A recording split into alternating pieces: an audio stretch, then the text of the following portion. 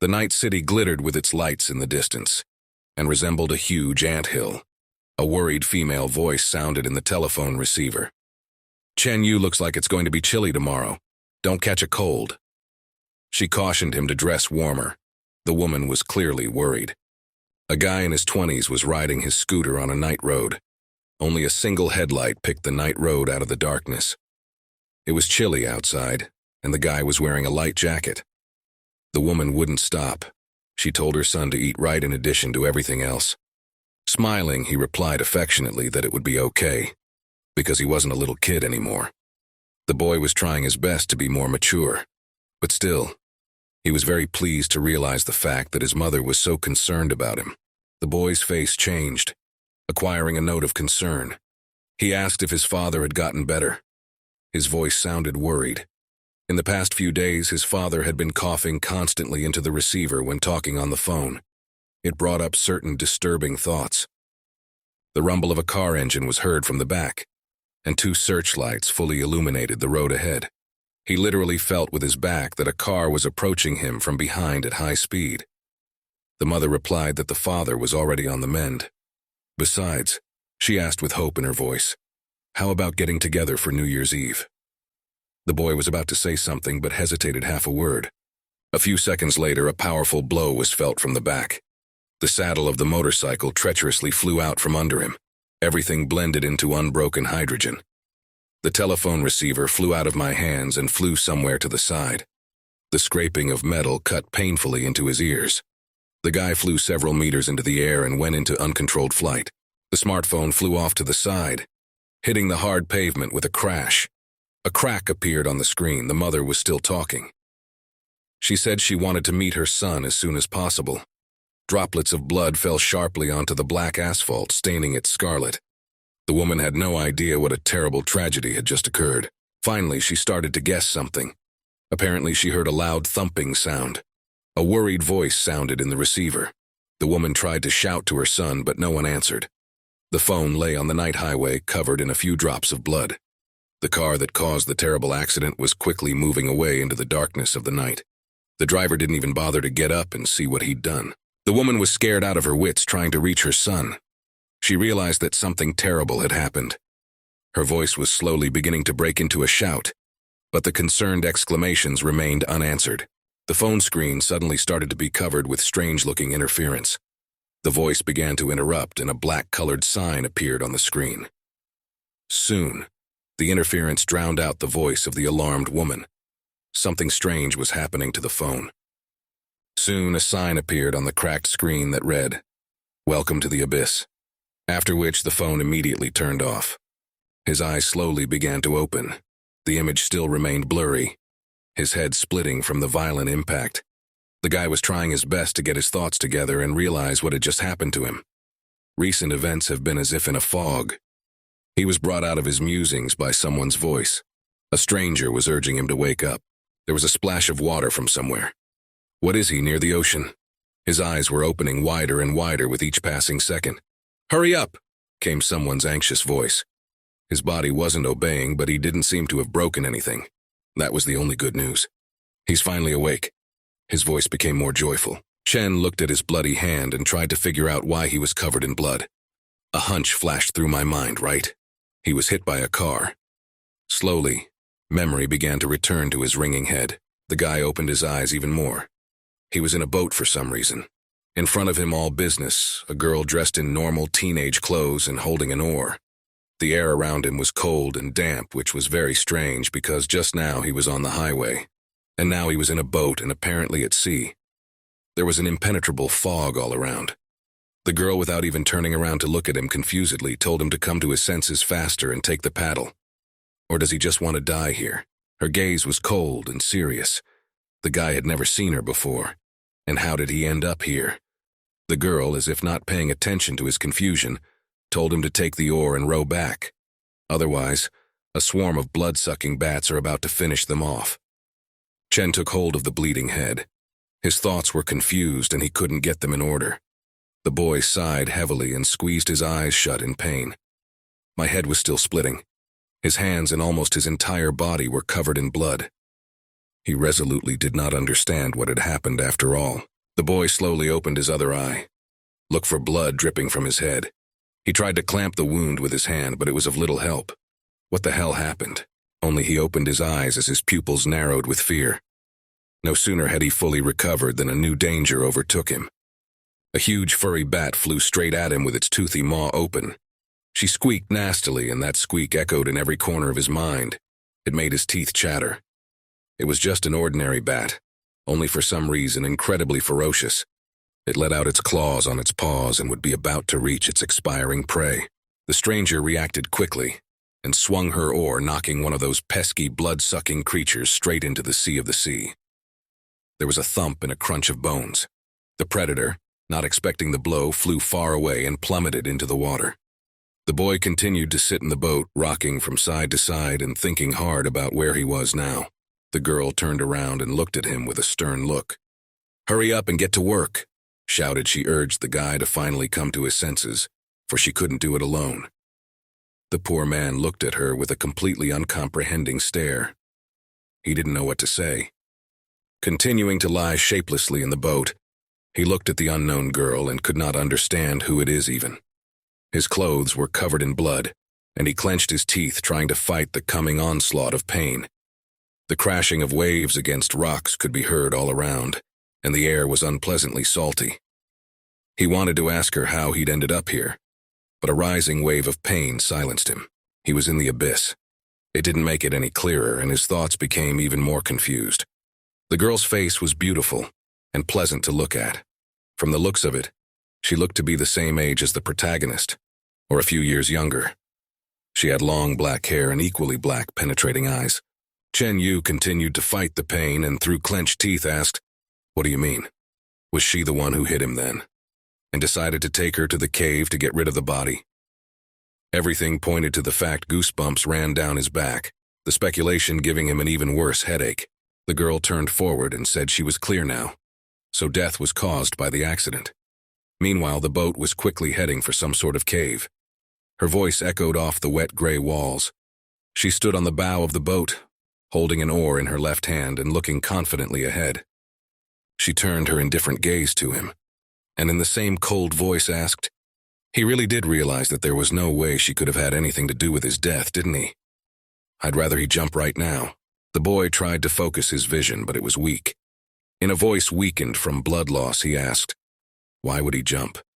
He completely lost his orientation in space and time. The girl's words brought no clarity to what was happening, and he only stared at her with an uncomprehending gaze. She yelled once more for him to jump faster. A new sound appeared. It was the swarm of those flying creatures again. Hundreds of bats were approaching directly towards them at a great speed. They shouted in shrill voices, anticipating their prey. Mentally, the guy realized that he was in great danger now, but he still couldn't pull himself together. The girl looked at him again with a detached look, for the sake of read indifference and fear. Somehow a hunch came into her head that this wasn't the first day the girl had been in this strange place. Without further delay, she quickly pushed off the side of the inflatable boat and flew forward into the cold black water. He had no desire to go in there because he was still recovering from his injury, but his life was at stake, so he had no choice. Overcoming the pain in his whole body, he still rushed after her, and after a second he plunged into the cold water. An incredible chill ran all the way to his bones and made his teeth chatter instantly. While underwater, he could hear a flock of bats circling overhead, trying to find the prey that had just escaped from under their noses.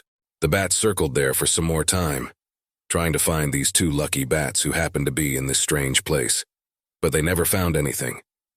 Having made sure that today they would be left without lunch, the flock of bats with the same loud, piercing squeak first departed somewhere deep into the cave. Finally, the danger had passed, and now our heroes were in relative safety. The last two bats remained and circled a little more over the water surface, hoping to wait for their long-awaited prey. But it was not true. The water surface was hiding the two trapped bats. Yu carefully dived out of the water, trying not to draw too much attention to himself. The cold water was flooding his eyes, and the guy tried to blot his eyes. "And where did this pack of flying, blood-sucking creatures come from?" he asked, taking a mouthful of cold water. His unknowing savior pulled a few centimeters away from him. and squinting her eye at him, angrily and quickly whispered for him to finally shut up and not attract unnecessary attention. They sat in the water for a while longer, and finally convinced that the bats were finally gone. Carefully trying not to make any unnecessary sounds, they climbed to the surface. The guy couldn't figure out if he had died in that accident. The girl hissed at him again, urging him to finally shut up. Let him be quiet. He's already dead. She said she'd explain everything later, but for now, let him finally shut his mouth. Chen began to shake off, rubbing his whole body, trying to warm up somehow. The girl turned on him again and angrily asked him whose fault he thought it was. Whose fault it was that they had no boat now. The guy couldn't answer anything, as he didn't understand the essence of what was happening at all. And now he's already guilty of something. It looked as strange as possible. His teeth were chattering from the cold, and his lips, along with the rest of his skin, had turned blue. He remembers his moped being blown to bits right in front of his eyes. It was impossible to survive in such a situation. It was as if he didn't notice the girl next to him, and kept trying to guess how he'd gotten here. One guess swirled in my head. Maybe he was reborn. It was the last logical thought that could in any way explain his getting into this strange place. The girl looked at him with some apprehension, but remained silent. Wet black hair fell over her face, covering her eyes. She looked at him as if with disdain and a certain squeamish pity. She said in an indifferent voice that there was no time for guessing. And with as quick a step as she could, she waded forward, cutting through the cold water. Yui asked, "Where is she going?" But the girl did not listen to him, and continued to advance. The guy had no choice but to follow her, since he was the only person who seemed to know anything about anything. He finally came to his senses a little, and hurriedly apologized to her for his words that he had said earlier. It took building the friendliest possible relationship with this stranger to learn about something. Cautiously, the guy asked, "Does she know where we are?" "She can tell you." But the girl quickly interrupted him. With a quick nod of her head, she said, "Uh-huh," without stopping to quickly move further and further forward. The protagonist couldn't keep up with her anymore. It was obvious that the girl was annoyed not only by getting into this place, but also by his sudden stupidity. Trying to focus my vision, he stammered, asking her to wait a second, because he was running out of time. Her clothes were nearly soaked through and clinging to her body, making it even colder. The cave was relatively windless, but still the cold was chilling to the bone. With hope in his voice, the guy says he needs to get home. How does he get out of here? The request sounded naive, considering the words the stranger had said to him before. She put a finger to her lips, urging the guy to shut up. The danger wasn't over yet, and no unnecessary noises were to be made. They were in a strange place where apparently every living and non-living thing could kill them. The boy guiltily missed his eyes and sighed heavily. He really wanted to know where he was, and most importantly, how to get out of here after all. The situation was getting more and more tense each time. He didn't understand anything. The only living person he saw here refused to explain anything. With obvious irritation, she looked at her new acquaintance and replied that she had no idea what had happened to him. However, if he wants to break free, then let him finally shut his mouth and follow her. Quickly, she turned around and continued her march forward. All around, one could only hear the splashing of water made by movement, and somewhere in the distance it was as if something was dripping from the ceiling. There was pitch darkness all around. They were moving further and further into the strange cave. The darkness slowly thickened, stopped eerily at the mere thought that they were in a strange, incomprehensible world. The guy in the voice asked where they were going. When are they going to explain something? His heart beat with redoubled frequency, and fear slowly began to take over. Suddenly, the girl thrust her hand forward, urging him to stop immediately. Soon they came to some sort of dead end. From the ceiling, swamp-colored algae descended down the walls, which almost blended with the color of the rocks. These plants looked strange and were uncharacteristically large for normal algae. The girl started looking around the walls and muttering something to herself. The entrance had to be around here somewhere, she said. The guy didn't understand anything. For a second, there was silence between them. She was looking forward, and Chen was staring at her, still not understanding what she saw there. Finally, the girl turned to him. Ahead was apparently deadfall entangled with tufts of these obscure plants. After a little thought, the girl told him to go and see if there was a stone gate. Hearing such a request, the guy became indignant. Why is she the one staying? The girl put her finger to her lips and whispered again for that one to stall. Just have him check it out so he definitely won't miss them, miss. He looked at his new acquaintance in disbelief. He definitely didn't feel like going forward, and now he was being used as a bedfellow. He just died from being hit by a car. The girl continued to look at him, slightly hidden behind his back. She whispered for the man to finally hurry up. He wants to get out of here, right? Chen squinted his eyes. Yes, no doubt he wanted to get out of this strange place, but no matter how you look at it, it all looked rather suspicious. First he ended up here. Now she won't tell him anything and is sending him to who knows where. He looked forward in disbelief, into the depths of the cave, which was frightening and disgusting in its blackness. Yes, there was a passageway inside, but it was uncomfortable to go forward alone. And then, out of the blue, the girl asked in a mocking tone, because he was afraid, "Don't let him worry, it's just the tree won't eat him, will it?" Those words certainly didn't inspire confidence. But the girl didn't wait and nudged him in the back, urging him to finally move forward. She seemed strange, not explaining anything, demanding something. It didn't look like she was trying to get out of here either. But the girl kept talking. They had nowhere else to go anyway, so there was no choice. Chen didn't say anything in response. It annoyed him a little. Who is she to push him around like that? Why does this girl suddenly think she can call the shots around here? He turned on her and gave her an annoyed look. Still smiling, she looked after him. But unfortunately, he didn't have many options. He wasn't burning to die here either, for now he would obey. Since this girl definitely knows more than he does, it's worth listening to her if only to make some headway. Chen took a gulp of heavy saliva and looked deep into the tunnel with disbelief. Wanting to drop it all, he took a couple tentative steps forward. Slowly but surely he began to move forward into the tunnel. It all looked frankly creepy. After all, it's just a tree. The boy struggled with the thoughts that suddenly filled his head and tried to assure himself that it was just a tree, and there was nothing wrong with it, but he seemed to have little faith in it. If not, or something like that, nothing will happen if he touches that tree. The guy looked at the tree with great distrust. He really did not want to touch this unknown plant. Who knows what it can do? Maybe it is poisonous, and from one touch he would die. But these thoughts only made it worse. Imperceptibly, behind his back, the roots of the tree began to separate and crackle slightly. But the guy, immersed in his own thoughts, didn't pay much attention to it, and he should have. The roots of this strange tree spread wider and wider to form a crack, and from there someone's long hooked fingers of gray began to emerge. At the ends were long black-colored claws. Yeah, that something's manicure was adorable. Chen looked in the other direction, completely unaware that from the clot of roots behind him, someone's pale figure with long black hair falling all the way to the floor began to appear. Strange that he didn't pay attention to it initially. A cold, slimy hand reached out to his neck a few centimeters, and it would grab the unsuspecting guy with its dead grip. But he stubbornly continued to ignore it. The movements of the unknown creature were silent. The creature swung its arm. It was just a couple of centimeters short of grabbing the unsuspecting guy's back. He leaned forward in time, and the claws whistled just a couple of centimeters into the air. The protagonist was surprisingly lucky. The monster turned out to have emerged from the very depths of hell, looked at the boy with its dark, failing eyes. Its mouth was deformed. It was a woman, a very ugly woman. Her body was pale and gaunt. She swung her hooked paw again, in an attempt to grab her victim after all. The strangest part was that she did all of this without making a sound. Clumpy black hair dangled in wisps from her head.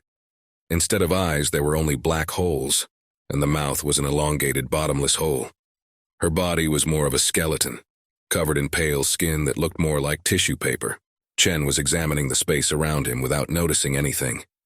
Suddenly, a drop fell from the ceiling beside him, emitting a loud splash. In this cave, devoid of sound, any movement seemed very loud. Hearing this, the boy was startled and jerked to look away, but it was only a drop of water. The stranger offered a finger, again urging him to be quiet. The guy turned his head and looked at her, trying to figure out what was wrong. The boy's gaze became frightened. His heart began to beat faster and a chill ran down his spine. The whole situation made him incredibly uncomfortable. The girl whispered quietly for the guy to stay put. There really was something about this vine. Either she had noticed something, or she was just trying to scare. But it didn't look like the girl was joking. He looked at her in disbelief but still took her advice. This place really needed to be as quiet as possible. Who knows what dwells here? He turned his head back and looked at the intertwined vine. Something seemed to him there in the thicket of that plant. Is he really seeing things? Seemed to be in good condition when he passed these things. Why did they fall apart barely before he could take a few steps? The situation was starting to heat up by the second. Shit. It seemed to him that there was something in the water. Indeed, through the water column one could see some black figure floating somewhere out there in the depths. A legion of goosebumps ran down his back again. He'd forgotten how cold he was as the adrenaline warmed his body, dispersing the blood. The girl ran up to him and covered his mouth with the palm of her hand, hissing at him to keep him quiet. Her hand was incredibly warm. It turned out to be a girl's that wasn't cold at all. Suddenly, from what the guy saw, his heart skipped a beat and his eyes widened. He barely fought the urge to scream at the girl's hand covering his mouth even harder. She looked surprisingly calm. The protagonist took hold of her hand and squeezed it. There was indeed something to scream about. Several ugly creatures appeared out of the water, just like the one that came out of the vine. Continuing to clamp her hand over his mouth, the girl whispered, "If he didn't want to die, then let him not move. Just let him listen to what she was saying. All those monsters whose handmaidens were once buried with the royal family long ago. Their eyes are poked out so they can't see. Guy is a sign that he understands." At this time, several more of these horrible creatures appeared from the water and slowly approached them. Their movements made the water surge and the smell around them began to fill with decay.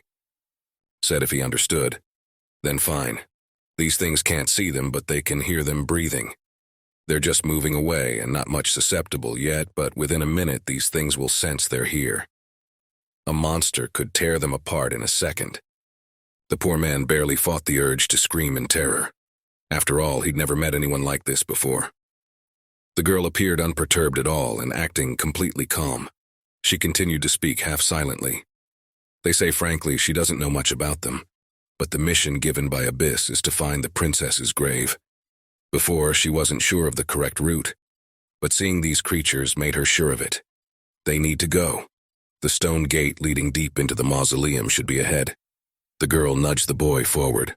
In a stern voice, she ordered him to finally get ready. We need to pass by them leisurely, so those things they attacked. With all her might, she tried to reassure him. Don't let him worry, as long as he wasn't breathing, there was nothing to be afraid of. Chen nodded his head in understanding. I guess that girl was right. If you hold your breath, they won't attack. And what abyss is she talking about? From what she says, it's creepy stuff. That's all the guy thought about as he walked forward with brass tacks. They moved further and further away.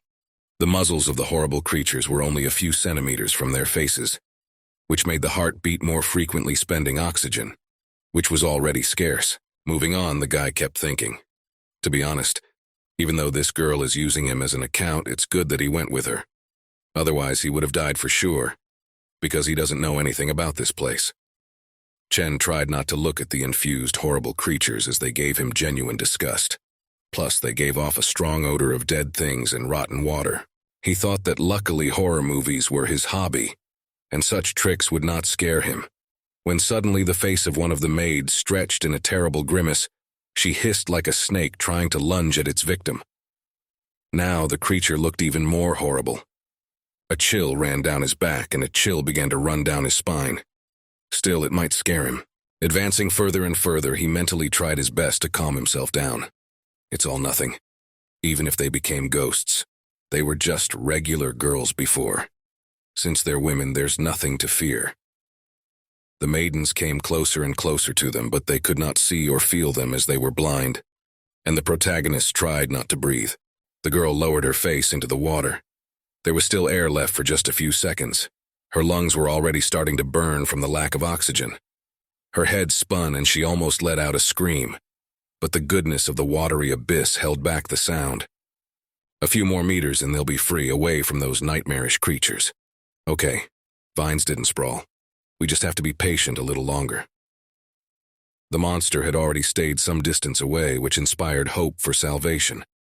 The girl turned back to see how far they had managed to get. A few more seconds and she would have passed out from the lack of oxygen in her blood. Looks like she shouldn't have turned around. What she saw didn't make her feel any better. Terror within myself. It was hard to cope, but since their lives depended on it, the girl only clamped her hand over her mouth harder to keep from screaming. They continued forward.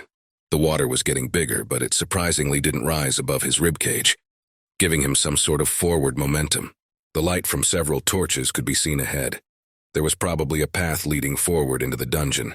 They needed to get there as soon as possible and finally dry off, otherwise, they risked getting so sick they'd get hypothermia. The poor thing was already holding on from the last of her strength. Her lungs were not adapted to such a long lack of oxygen. She took hold of the guy's shoulder and started to shake him. The man shifted his eyes to her irritably. Can't she just be patient for a little while? It turns out that only at first glance so harsh and in fact no different from him. Isn't that just an ordinary person too? The last words flashed through my mind with a great deal of irony. The passage to the dungeon was closer and closer now. The light of the lanterns was clearly visible. They illuminated a set of steps that led somewhere upward. We needed to get there as soon as possible. Soon they finally made it to life-saving dry land. The girl leaned on the cold, wet stone and coughed. Another second and she would have passed out. She crouched, leaning against the cold granite floor and struggled to catch her breath. If she's got it right, there's no way for those things to get on land. Now one can finally relax as they are in relative safety. The girl climbed out onto dry land and fell to the floor almost exhausted.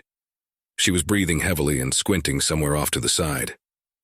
The monster in the water began to swivel its head, finally fully awakening. They had definitely spotted something. The prey was slipping away from them. The creatures whirled their ugly heads around, making a nasty squeaking sound. His gaze slid back and his pupil narrowed with fear. The girl saw something horrible, something that made her heart beat faster. Several of the creatures were approaching directly toward them in quick steps. Isn't it over yet? They're on land now. Was she wrong in her calculations? The monster, splitting the water surface, approached closer and closer, and now one of these creatures was almost at arm's length. She swung her clawed paw and tried to grab the girl. Damn. She's been holding her breath so long she can't move her legs. A few more centimeters and the claws would already be in the girl's leg. The vile beast had already reached out like a clean paw to grasp its victim. The creature hissed as it opened its maw and it reeked of grave cold. A life-saving stone flew in from behind, and with a clatter came down right on the clawed paw of the creature. There was a nasty sound of bones crunching. The stone itself split in two and the monster's arm was pinned to the earth. The girl covered her mouth with her hand in horror. The devil. Now they're gonna get eaten, because the whole cave heard them. Now she could only hope that her strength would soon return to her, and she could finally get out of this creepy place. The creature waved its head and looked to the side where the stone had come from. A second later, another one flew in from there as well, which hit the monster squarely in the jaw. Once again, there was the crunch of bones breaking. The maw stretched in a mute scream. It looked like a chunk of it had broken off. The monster's head jerked to the side, and the stone bounced away from her as if from a rubber wall. If it were an ordinary human, its neck would have broken immediately. But the monster was not human. The monster's head crunched back to its original position, and there was only a small scratch from the stone on its cheek. No other visible injuries. Obviously, you can't kill her with that weapon. The girl covered her mouth to keep from screaming. Above her, the figure of Chen, who was already holding the second stone in his hands, began to rise. Suddenly, the guy froze, holding a huge boulder above his head. He had recovered enough strength to be able to stand on his feet. It was too early to rejoice. Shit! So he rushed it. The guy held a weighty rock above him, still hesitant to throw it at the monsters. Such a big rock, and it barely grazed the monster's skin. It doesn't seem to work. We'd have to come up with something else. The kid looked away to find something suitable, some big stick or something. It seems it was too late to hold my breath, especially at a time when they are on the cusp of death. I guess it's too late to be a hero when you screw up. It was over, too late to make any decisions.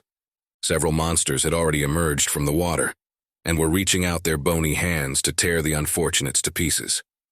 In their failing eyes, there was only endless death pain and suffering. The ghosts hissed, swinging their clawed paws trying to reach the unfortunates. Just then the boy's musings were interrupted by a loud shriek from the girl. She shouted, not to stand here like a pillar, but to finally get out of here.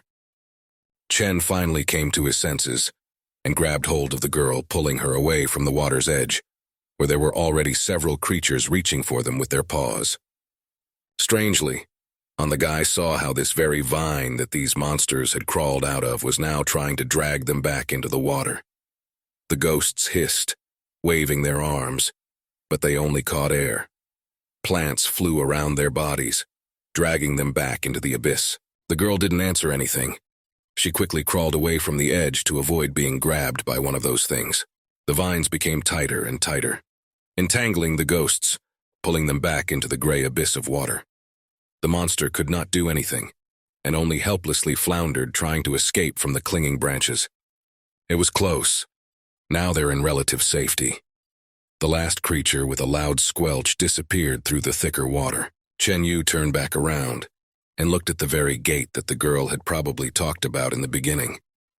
There were steps leading up to them, on either side of which were lanterns, the light from which they could see as they came closer. The heavy doors creaked open slowly.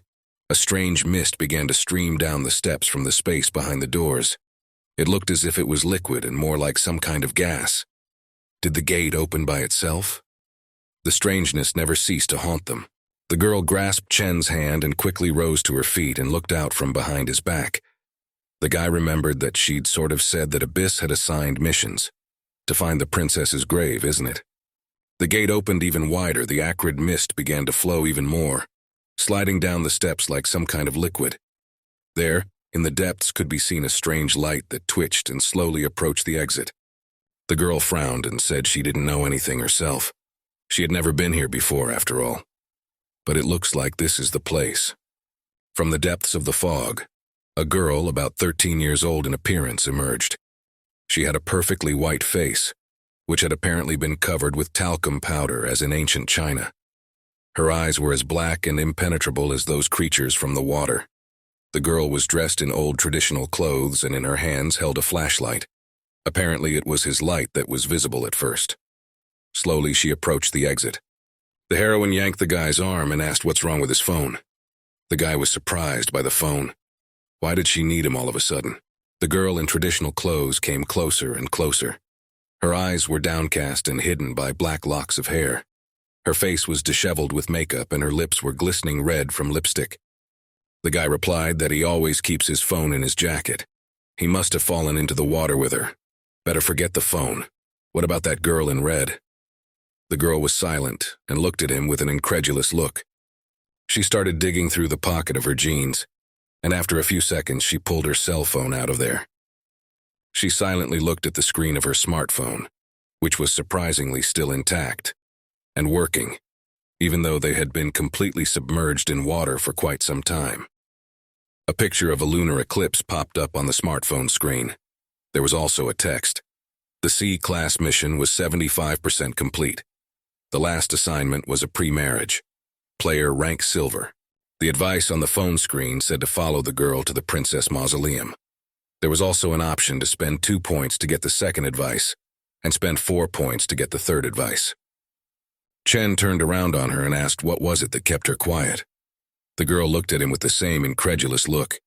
Carefully putting the phone back in her pocket, she said, "This girl will guide them to the princess mausoleum. We should have followed her." The heroes looked inside. There were strange red flowers growing everywhere, and there was that very same fog. Somewhere in the distance was the door to that very princess mausoleum. It was also ajar, and a warm light was streaming from there. The girl in the traditional outfit looked at the protagonists with her black, failing eyes, and nodded as if to invite them inside, into the dark blackness of the hall. The companion said that if she wasn't mistaken, you're the girl in charge of greeting guests at the door.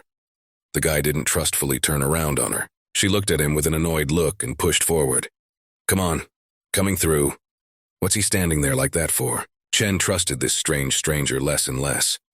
The guy realized that turns out she didn't know what was waiting for them here, so she just lied. "Okay, we forgot. We have to be careful, and we have to be careful." The heroes moved forward, behind a strange girl in traditional attire, and she walked ahead, and it was as if she were floating in this boundless fog, lighting the way with her flashlight. This very fog completely enveloped their feet, and was like thick milk. It was impossible to see anything through it. Chen turned around to his forced companion and asked briefly, what was her name even? In all this time, he never learned the girl's name. Who knows how long they'll be together? The stranger only turned away and asked if that would help the case. These words sounded strange. The girl was beginning to annoy the protagonist more and more with her sarcasm. She continued. The stranger said she didn't care about her name. The guy could address her, hey you, or something like that. The boy only fell silent. It was the strangest possible answer, but he had no desire to scandalize. They kept pushing further and further inside the Colosseum. The space there turned out to be very large, with several traditional Chinese gates standing inside, which formed an alleyway. There were these strange red flowers growing everywhere. There was a sweet and cloying scent coming from them. The guy started to speak to introduce himself, but the girl interrupted him. She said she already knew everything. The guy's name is Lun Xiaoyu, a 2022 graduate of Chengdong Chengxi University. She looked ingratiatingly straight into his eyes, a look that made him uncomfortable. The guy looked at her in surprise. They paused for a second and the girl kept talking. Height 185 centimeters, weight about 70 kilos, 22 years old. Xiaoyu looked into the girl's eyes with even more disbelief. And how does she know all this? He didn't remember telling me anything about himself. This damsel was incredibly strange, telling nothing about himself, yet at the same time knowing everything about him. Doubts began to rejoice in the lad's head, but the girl went on talking as if nothing had happened. She didn't seem embarrassed by anything here at all. She asked cockily, he must be madly curious how she knew so much about him, right? The guy fell silent and continued to stare at her. The girl rested her hands at her side and looked at him spitefully with a sharp look.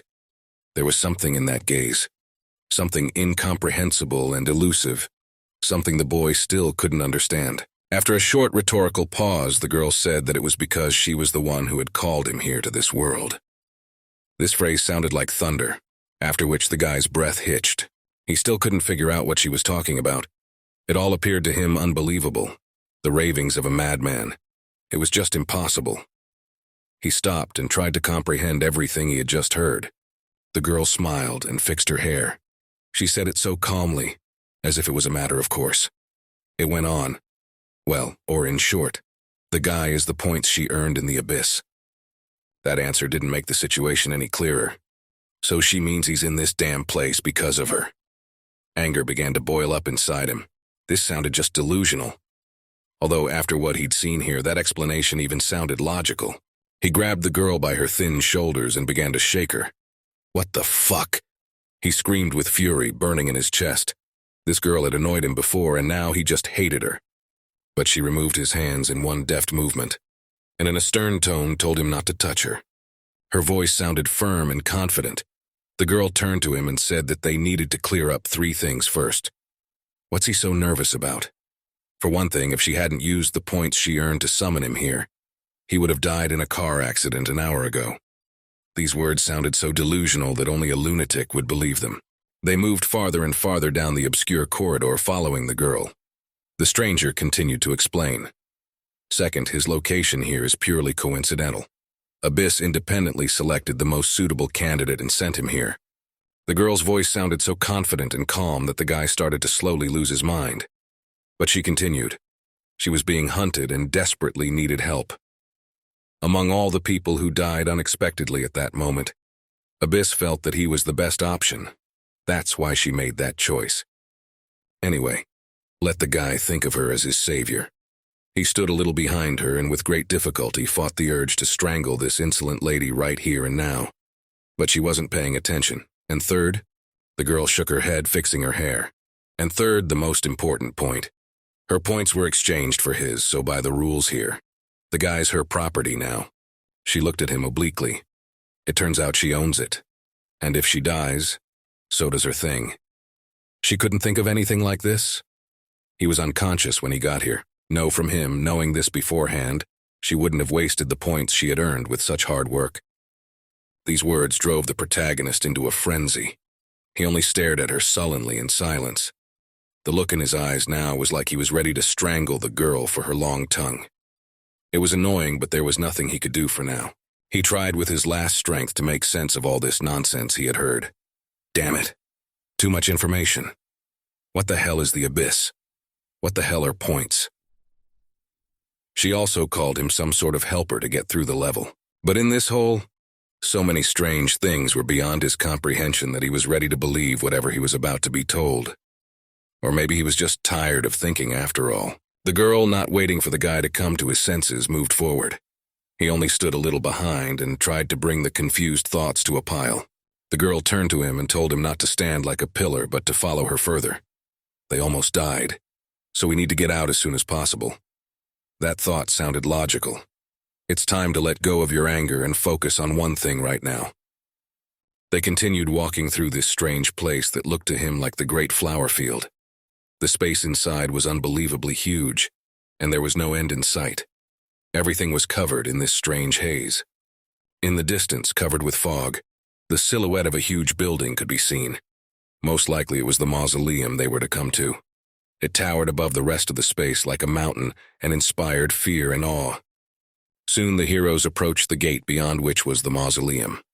There was a heavy and stale odor of some kind of incense, typical of ritual offerings, besides making me dizzy. They walked a little farther, following their strange guide. The heroes were almost there. Suddenly the girl stopped. She turned to them and looked with her black failings in her eye. She had a grave chill like me everywhere else around here. The girl pointed her hand somewhere forward. The space was illuminated by the light from the flashlight, and they saw a boat bobbing on small waves. Our heroes looked forward in surprise. There was someone in the boat. Muffled human voices could be heard from afar. Well, there you go, so there are living people here just like them. At least the guy hoped so very much. The girl, as always, hid behind his shoulder and glanced in the direction the voices were coming from. Indeed, there were several people sitting in the boat. 3 guys and 1 girl. The guy who was on his feet pointed his finger at the main characters and yelled that that woman was still alive. Everyone looked in their direction in surprise. These people were all very emaciated. Their clothes were just as bloody. Xiao Yu rejoiced. Finally, in a long time, he had seen people still alive. They were not alone. He waved a hand at the strangers and asked, "Are they stuck here too?" The girl continued to hide behind his back, peering forward. Something was frightening, though strange after all these were living people. Guy, one of those strange guys, pointed his finger at her and yelled, "She really is." He wouldn't mistake her for anyone else. Another man sitting next to him gritted his teeth in a grin. Strangely, the look was not at all friendly. All the other people also jumped up from their seats and began to look at the protagonists with distrust and anger. The man who was holding on to the wounded god shouted that he would have killed her on the spot. What a 7 worlds. He's had enough of her more. The third man suggested that the protagonist come over to them and stay away from this woman. The girl continued to hide behind the protagonist's back and glanced angrily in the direction of the strangers. Yeah, she just saw them and they're already not getting along. Turning around, the protagonist looked at her, expecting an explanation. The girl looked him in the eye and told him not to listen to strangers, not the bad ones. Strangely enough, those words sounded unconvincing, like everything she'd said before. The girl looked away and said that these guys had tried to kill her before Xiao Yu came here. The man holding his side shouted in an angry voice. Then he wasn't wrong. She was the one who pretended to be in charge and demanded to be obeyed in everything. Fucking liar. It's her fault her comrade died. It was obvious from the look of this guy that he wasn't lying, as it was impossible to fake such anger. Xiao looked at her and pulled away from the girl. The other waved her hands. And who was she lying to? It's very dangerous here, and you have to be as vigilant as possible, and it's impossible to do so afterwards. You always have to sacrifice people if you don't want to die yourself. The phrase was incredibly cynical, but there was logic in them. The man clenched his teeth when he heard such a speech and wanted to lash out at her. But the other man grabbed him by the shoulders in time and tried to hold him back. The girl grinned squeamishly after looking at them. What difference does it make what she said? Don't you have a head on your shoulders? And if it was a condition to jump off the roof, would you have listened to him? Her words resounded. She continued to hide behind the protagonist's back the entire time. The unfamiliar man was already being held back by 2 people. He was ready to lunge at this bitch and rip her to shreds. The girl looked at them and asked wryly, "Doesn't he think it's all because of his weakness? It's like he's blind." The protagonist's eyes bulged as he looked at her. This girl didn't know basic social manners at all. These people are ready to tear her to shreds right now, and she's acting like nothing happened. Is she immortal? The unfamiliar man looked at her with an evil look and said that there were over 40 people in the squad, and they all died because of her. There was so much pain and despair in that voice that it was hard not to believe. The protagonist wondered. Of course, he thought he shouldn't trust her, but he didn't realize he had fallen into the hands of such a creepy and despicable person. The girl continued to stare mockingly at these people. She told the man to ignore them. They're just a regular bunch of losers. A woman who was in their company suddenly raised her voice. She said, "We need to stop fighting. There's no point. They don't care about them. They better figure out how to survive." The men all turned on her at once. The woman's eyes expressed only wariness and hatred. She gritted her teeth and said that they had already had a very hard time getting to this place. So now, fighting. It wasn't a good idea.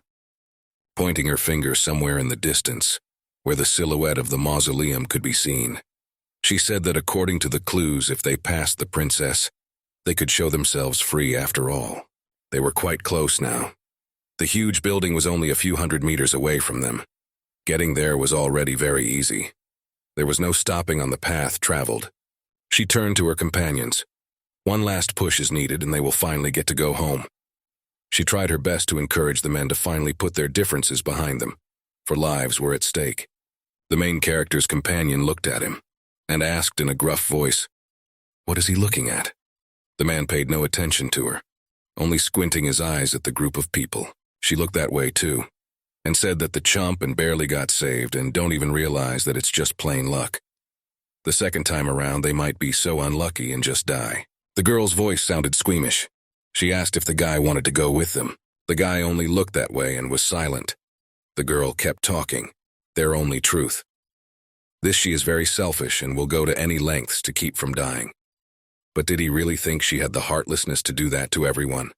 The girl really didn't want to lose her seemingly only ally in this world. Xiao Yu didn't pay any attention to her, only asking if she could hear that sound. The girl looked at him with a questioning expression. What's he talking about?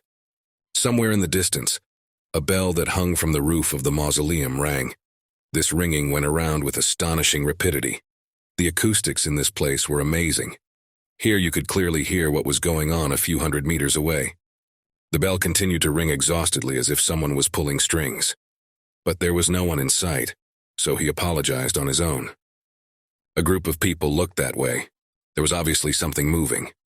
But the company of people did not notice that right in front of their bows, a figure had already climbed up onto the front of the boat.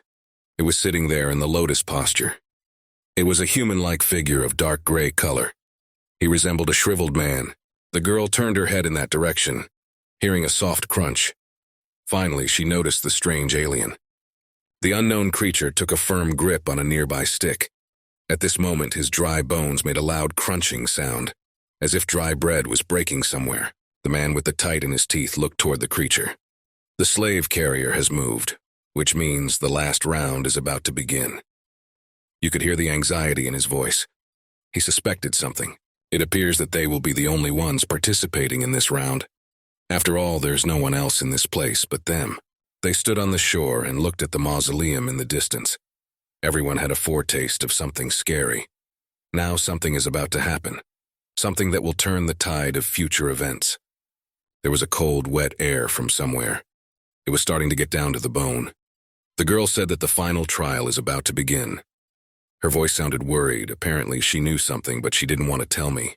The guy shifted his gaze in surprise and looked at her. The final test? So if they pass here, they can get out of this hell. The guy asked this with some hope. Hope that this hell would finally end. The girl nodded her head affirmatively in agreement. She said unexpectedly, only a few people had reached this trial this time, but these newcomers were really useless. She looked ahead and ordered the protagonist to go and get in the boat. The boy looked at her in surprise. The wind grew stronger and stronger. It ruffled their hair. Pillars of dust rose from somewhere. After a few seconds, the girl was already at the empty boat looking at Xiao. She asked, "Is he going or staying here?" The guy stood there for a few more seconds and looked at the girl in silence. He shifted his gaze to the company of people they had recently met. They too were all already in the boat and getting ready to set sail. One of the men called out to him and told him to go to them and forget about this girl. The girl looked at him with a cold, emotionless stare. She wondered for herself, where was the follow-up to this? The girl apparently noticed her companion's hesitation. She asked in surprise, "He wants to defect to them?"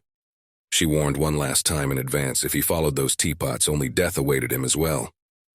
At that moment, his head was filled with many thoughts. He didn't know who to join. People were already waiting for him. One of the men holding out his hand suggested that he should join them more quickly. They're all new here, and by joining forces they can get out of here, girl. And rudely asked, is he coming or not? The boat has already started to pull away from shore and is picking up speed to move forward. Xiao Yu stood on the shore and pondered over who he should favor. On the one hand, he was very annoyed by this girl. But on the other hand, these people he had just met he didn't know at all. Didn't know what to expect from them. After hesitating for a few more seconds, he still made his decision. The boy raised his head and looked forward confidently. He prepared to run. He shouted to be waited for. And with all his legs, he rushed to the edge of the dock. The people in the boat shouted that it was too late. Let him make haste, for the boat has already moved on. The girl who was in the company of those people screamed. There was terror. She yelled for the guy to be more careful. The boat had already sailed a great distance away, and it was very difficult to jump to it. But he did not pay attention to the obstacle. He sprinted with all his might, pushed off the hard surface, and soared into the air. His body flew straight towards the boat with people. At this moment, he wasn't thinking about anything. It all happened very quickly. He still managed to fly to the boat and land there safe and sound. People shouted in admiration that he jumped very far. That's just awesome. The girl stood in her boat and only looked at them in silence. In her eyes, there was only malice and resentment. She certainly didn't expect this guy to make such a bold move. She had lost an ally after all. She started muttering something to herself. It seems the abyss hasn't ruined her yet, and this chaperone is still capable of something. Further on, her voice was unrecognizable because of the wind. It turned into some inarticulate mumbling. Xiao Yu looked at her one last time. The girl called out to him. He saw her indistinct silhouette in the distance. The voice came out as if through absorbent cotton. The girl shouted his name in a full voice. She stood on her boat, which was moving swiftly forward. The girl yelled for him not to beg her for help if anything happened later. He chose this path himself and will cry on his own. The main thing is to let him just finish it. The guy just stared at her in silence. He didn't feel like saying anything. His mind was filled with mixed emotions. This girl had originally pissed him off with her arrogance, and now he was rid of her. But still, there was some unpleasant residue and uneasiness on my soul. The man from the company put his arm around his shoulder and began to speak softly. He said the guy did the right thing by ignoring this girl. Time is running out. Many of them are working together, so they are bound to get out of this shit. The 5 will still be. There was just watching the boat moving quickly away from her. That's interesting. A rookie, even if there are 5 of them, is still a rookie. People are often helpful. The girl sat in her boat and reasoned. These are indeed the points that Sister Baisia has been saving up for so long. Followers are really ungrateful. If you say mutiny, there will be mutiny, she reprimanded. Loser, where's the kindness gone? She looked away with a hurt look. She felt bad that she'd been treated like that even though she'd saved the guy. Okay, it was time to forget about it. She could do this alone. The remaining points are just enough to turn on the clue. She stared at her phone, and what she saw made her heart squeeze. There was something wrong after all. Who would have thought the girl had miscalculated? There was resentment in her heart. Still, you have to be more discreet in your choice of companions. She looked silently at the boat that was sailing parallel to her. There was nothing left for the girl to do but continue the journey alone. After all, this guy was useless anyway. Xiao Yu leaned forward. There seemed to be a cell phone.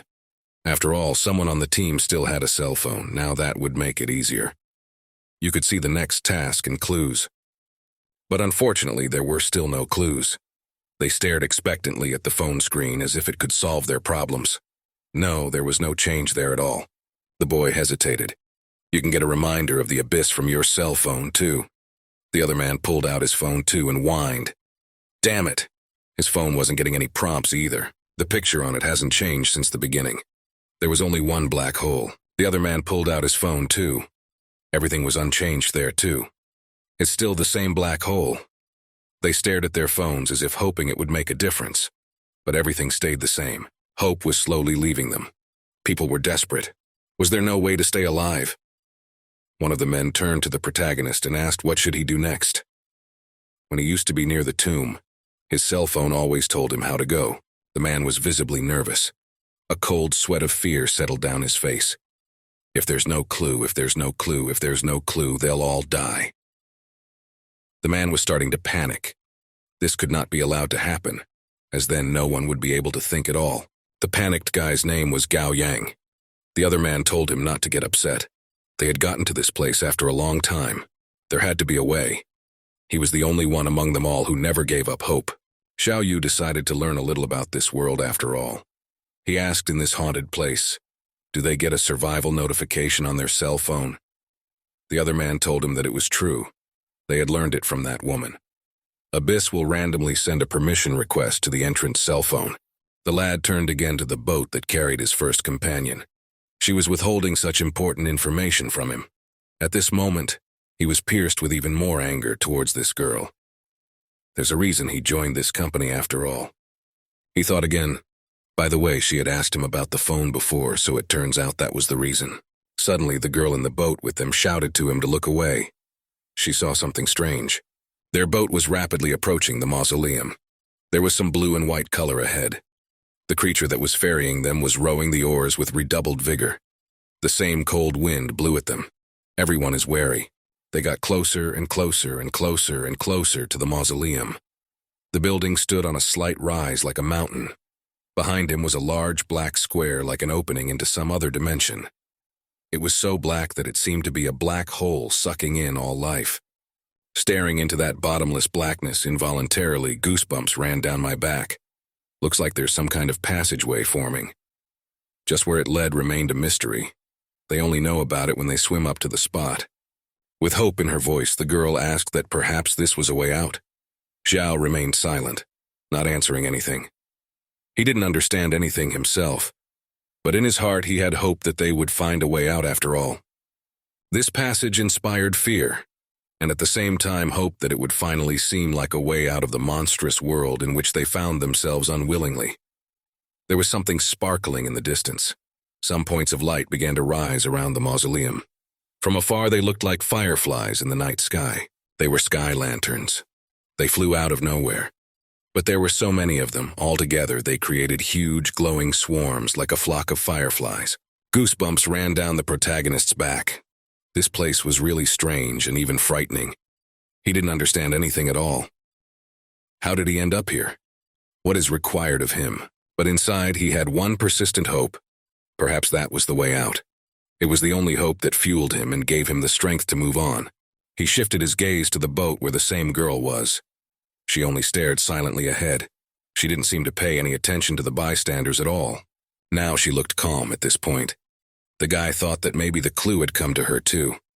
The girl just sat in her boat and looked ahead. Suddenly she shifted her gaze to Xiao and smirked. There was something mysterious in that smile.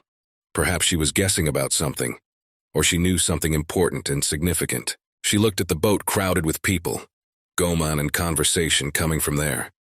I grinned to myself. Well, now she's going to watch this company of people go down in the abyss. After all, it's a common pledge. Coming closer and closer, the sight was mesmerizing. The girl shifted her gaze there, if watched with interest as the multitude of flashlights drew closer, and the light from them mirrored the water. Meanwhile, the people in the boat looked very much alarmed. Their faces betrayed indescribable anxiety. The girl said the lantern suddenly flew upwards. They have to do something, don't they? The men became worried again. One of them asked, "Are they going to die like the others?" The other ordered him to finally bite his tongue and told him it would be okay. You could hear the irritation in the voice. Absolutely everyone was worried. This time they didn't have a single clue. They came closer and closer to this mesmerizing sight. There seemed to be more and more lanterns each time. One of the men said that Mao Tzu used to behave too noisily because he didn't know the rules. And in the end, the very same creatures ate them alive. She knew all about it, but she kept quiet until the very end. The man said this with undisguised anger, looking at the boat where the girl was. Xiao, surprised, looked at him. He couldn't believe that it was true after all. When he met him, the girl had warned him. The man continued to sling mud at the girl. He said she's nothing but a fake and evil piece of trash. Had an accident in each of them, and was sent into this world. Except after the guys died, it turns out this chick's not the first time she's been in a place like this. The man continued. He told the protagonist to let him think for himself. Her goal was to kill Mao Tzu. The guy was a firefighter and woke up here after dying on one of the calls. In other words, a good person that everyone listened to. Now let him guess who's the only one who didn't make a sound when he died. The man looked again at the boat, in which the girl was sitting as if nothing had happened and was also watching them from the cops. The man continued to tell the story. It wasn't until they were all devoured that she stood up and took the leader's seat, saying she would kill all the survivors otherwise. After all, to such a man, they are all just tools. The girl looked at them with an angry look and didn't say a word. Though still her knowledge could be useful, avoiding death around this girl would not be possible. There was coldness, calculation, and hard cynicism in her gaze. Xiao nodded and said that he understood. Now the guy drew some conclusions about this girl. Yes, she had struck him as an unpleasant person from the beginning, and now he was only convinced of his inferences. They were getting closer and closer to the mausoleum. Now a huge number of lanterns were quite close. They illuminated the whole space around, giving the atmosphere a mysterious atmosphere. Looks like you can't get out of this place alive without knowing the rules. The two boats gradually approached the entrance to the mausoleum. The most important thing is not to panic. The entrance was just around the corner. As it got closer, anxiety began to develop inside. The carriers stood on the bows of the boats and rowed hard with their long poles. They're about to enter. It's a cloud of flying lanterns. A multitude of glowing paper lanterns surrounded them. People started looking around, scrutinizing the bizarre objects. Suddenly, the guy saw something. There was a small piece of paper tied to the flashlight. Turns out there were notes on those flashlights. There could have been clues. Suddenly, from the distant boat where the girl was, her ringing voice was heard. She called the protagonist by name. The girl looked at him reproachfully. He may be a traitor, but since he helped her once, she'll tell him something. Did he notice the hieroglyphics on the flashlights and the note attached? Lun Xiao looked at her and only remained silent. He was disgusted with her. There was no desire at all. Still, it was worth listening to. This girl knew much more, and that knowledge could help. The girl continued to stare in his direction with a cold gaze. She held up a note and said that if anything, it was a mystery. And in the note, the likely answers. That's right, of only one of them. She waved her hands and said that the rules are very simple. You just have to choose the right solution. If he gives 3 correct answers before the lanterns fly away, he moves on. Her voice sounded ringing, and as if with some kind of challenge. She mockingly said, let him look around. There are only ignoramuses around him. And she's already finished figuring it all out. The boys looked at her with angry eyes but said nothing. There was no desire to talk. They were annoyed by this annoying girl, considering the story the protagonist had just heard. Then he had no desire to answer. The girl at this time continued to stare mockingly in his direction, holding a few pieces of paper in her hands. Smiling, she asked, what is he waiting for? They leaned over the edge of the boat to see the hieroglyphics written on the lanterns. The girl wouldn't be satisfied, she said. When the flashlights ran out, it would be too late. The boats advanced farther and farther through the cloud of lanterns. There were fewer and fewer of them each time, and consequently there was not much time left for the clue. The man looked warily at the protagonist and said that this snake always lies. Maybe we shouldn't listen to her. What does he think about it? Xiao only mumbled in response. After a little thought, the guy replied that he had no reason to doubt. All this girl did was take the note off the flashlight. There's nothing weird about it. The other guy confirmed his words. In this situation, there was no other choice anyway. They needed to act as quickly as possible if they wanted to survive. The boats continued inexorably forward. They were nearing the very end of the cloud of lanterns. There was only one question left. Why on earth would this girl help them? Finally, they came out of their musings. Damn it, I should have gotten the flashlights up before time ran out.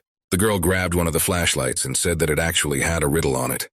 And on a piece of paper were the answer choices. She pointed to a piece of paper. Let them skim the papers and choose the right one that has the correct clue on it. Xiao snatched the flashlight from her hands and began to gaze into the characters. He didn't understand how these symbols could be a mystery. On the lanterns and in hieroglyphics was written a phrase, "The crickets are chirping." And what could that mean? He picked up some papers hanging from the bottom. Are these really the answers? The girl is confirmed. You just have to repeat after her and pull out the right answer. There was some nonsensical nonsense written on the papers. You couldn't understand a damn thing in there. And what was there to choose? Time was coming to an end faster and faster. The girl hesitated too and didn't know what to choose. The boy fumbled around with his eyes looking for answers. But nothing came to mind. I had to hurry.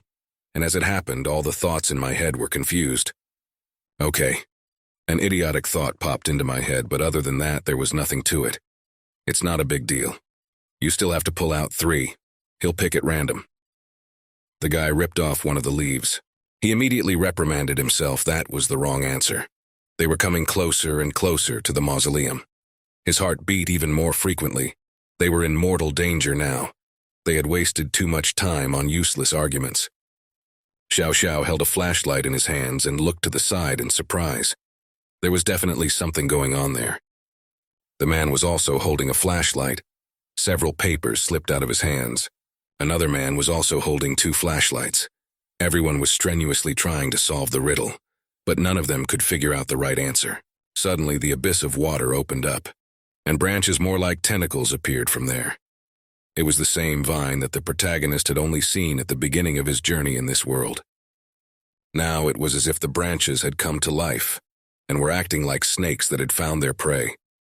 They seized one of the men and tightly entangled his body with their wiry stems. There was a crack of bones. Apparently the stems were being forcefully compressed. The man screamed in pain and horror, but there was no way to help him. The plant was entangling his body with astonishing speed. There was a cracking sound of bones. His arms twisted backwards. His neck and head were also entangled with the stuff. His eyes were bloodshot from the unbearable pressure. Tears spurted from them. The air was getting smaller and smaller. The guy coughed and then wheezed. He didn't even have time to realize anything.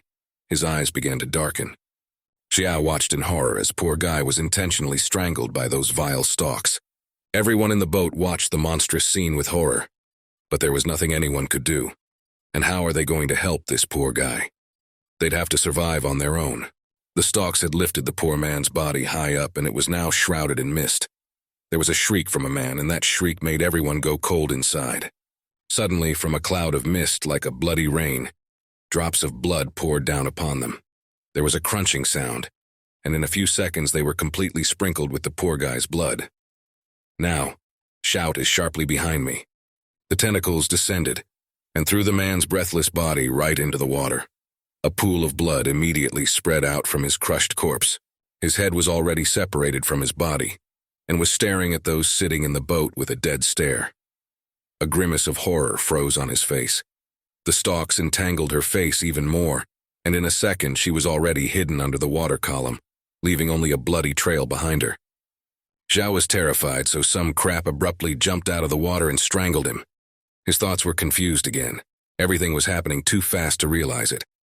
Suddenly, out of the thick fog, his companion's voice came to him again. She called his name again for some reason. The boy turned around and listened. He was still clutching tightly that little flashlight that had become his test, on which his life depended. The girl sat in her boat and looked at him unconcernedly. Why'd he freeze? If he makes a mistake, he's dead. Is that so hard to figure out? Her voice would be mocking again. The girl smiled again and looked up at him. He's just an infant, helpless as a chicken. She sighed again and reminded him once more. Time is running out. If he keeps this up, they will all suffer the same fate as that poor guy. Xiao, and began frantically reading the characters printed on it, trying to make sense of the riddle. Sighed once more, the girl began to follow the movements of the protagonist. Seriously? Is he still reeling after witnessing the death of his comrade? Suddenly, the clue sheets in her hands began to burn themselves. The girl sighed and looked back. Well, time's up.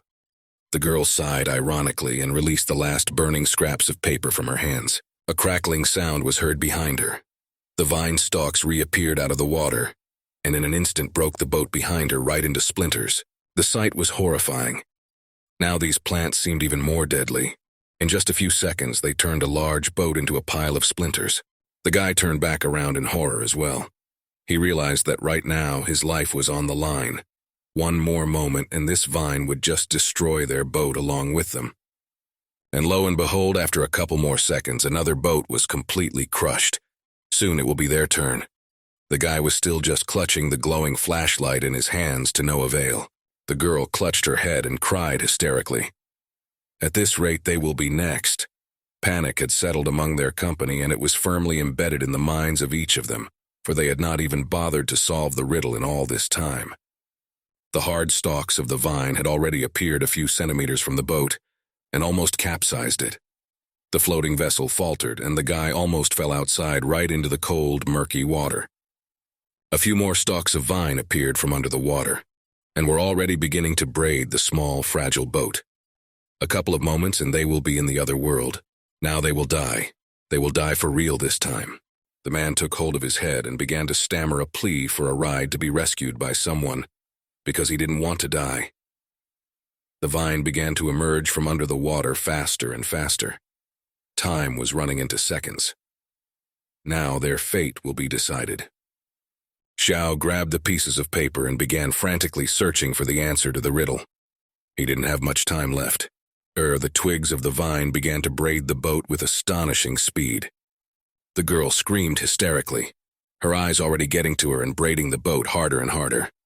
The small wooden vessel was already beginning to crack from overexertion. Everyone shrank back and started screaming in terror. None of them wanted to die. Horror. Just not human horror, possessed people. They already prepared to accept their death. But the protagonist snatched a flashlight, which one of the guys held in his hands. He tore off a piece of paper. With all his heart, I hope this answer turns out to be correct. Suddenly, the little paper burst into flames and began to turn to ash right in his hands. He watched in horror as the last saving element crumbled right in his hands. And so, after a few seconds, the last crumbs of ash flew out of his hands. The boy exhaled a sigh of relief. Finally! I think they've got it all figured out. Relief, unbelievable relief. It was as if a huge boulder had fallen from his shoulders. Everything suddenly stopped. It remained intact, eyes no longer clutching her, and was left lying lifeless twigs on the wooden side, still braiding the boat. Everyone exhaled a sigh of relief. Xiao put his hand on one of the guy's shoulder and asked, "Is he all right?" The one sighed with incredible relief and said that now he owed him the life of his negative sign in those words. There was an incredible amount of gratitude. The vine suddenly hissed and began to let go of the boat, hiding back into the churning water. Now they were relatively safe. The boat rocked, nearly tipping over, but still stood upright. Now they were intact.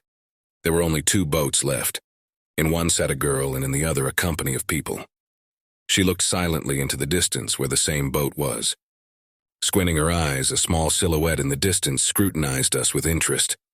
And this guy isn't so simple, thought the girl. Gao Yang was still unable to recover. His comrade tried to bring him to his senses by slapping him, but the guy kept muttering to himself. The protagonist looked at them standing in the boat and tried to catch his own breath. The girl looked at him resentfully and disappointedly. Well, he seems worth his points. Too bad there's no loyalty to his master. The guy looked at her askew. If she hadn't, everyone on the boat would have died. But why would she help him? That question plagued him for the rest of the day. He called out to his companions in distress and said, "All is well now, they may go up, the danger is over." They soon to the entrance to the mausoleum. It was a large, simply colossal-sized temple. There were no lights on anywhere, and it looked even more intimidating up close now. They docked at the entrance. Everyone sitting inside couldn't quite come to their senses yet. Gao Yang was shaking with fear, wrapping his arms around his head. His comrade tried to bring him to his senses to finally stop going crazy. The girl was still lying face down with her arms around her head. No one could recover from the shock they had experienced. It's amazing to me because it's not every day that they've been through something like this. He stroked his friend's head. He was trembling and mumbled something to himself. He begged me to stop. Enough, that's enough. His voice was crazy. Maybe the guy had gone crazy from such a shock. The man reached out to the girl whose name was Xiao Yu and asked, "Does it feel all right?" She still couldn't come to her senses either and kept telling me not to touch her. Not to touch her. Her whole body trembled with terror.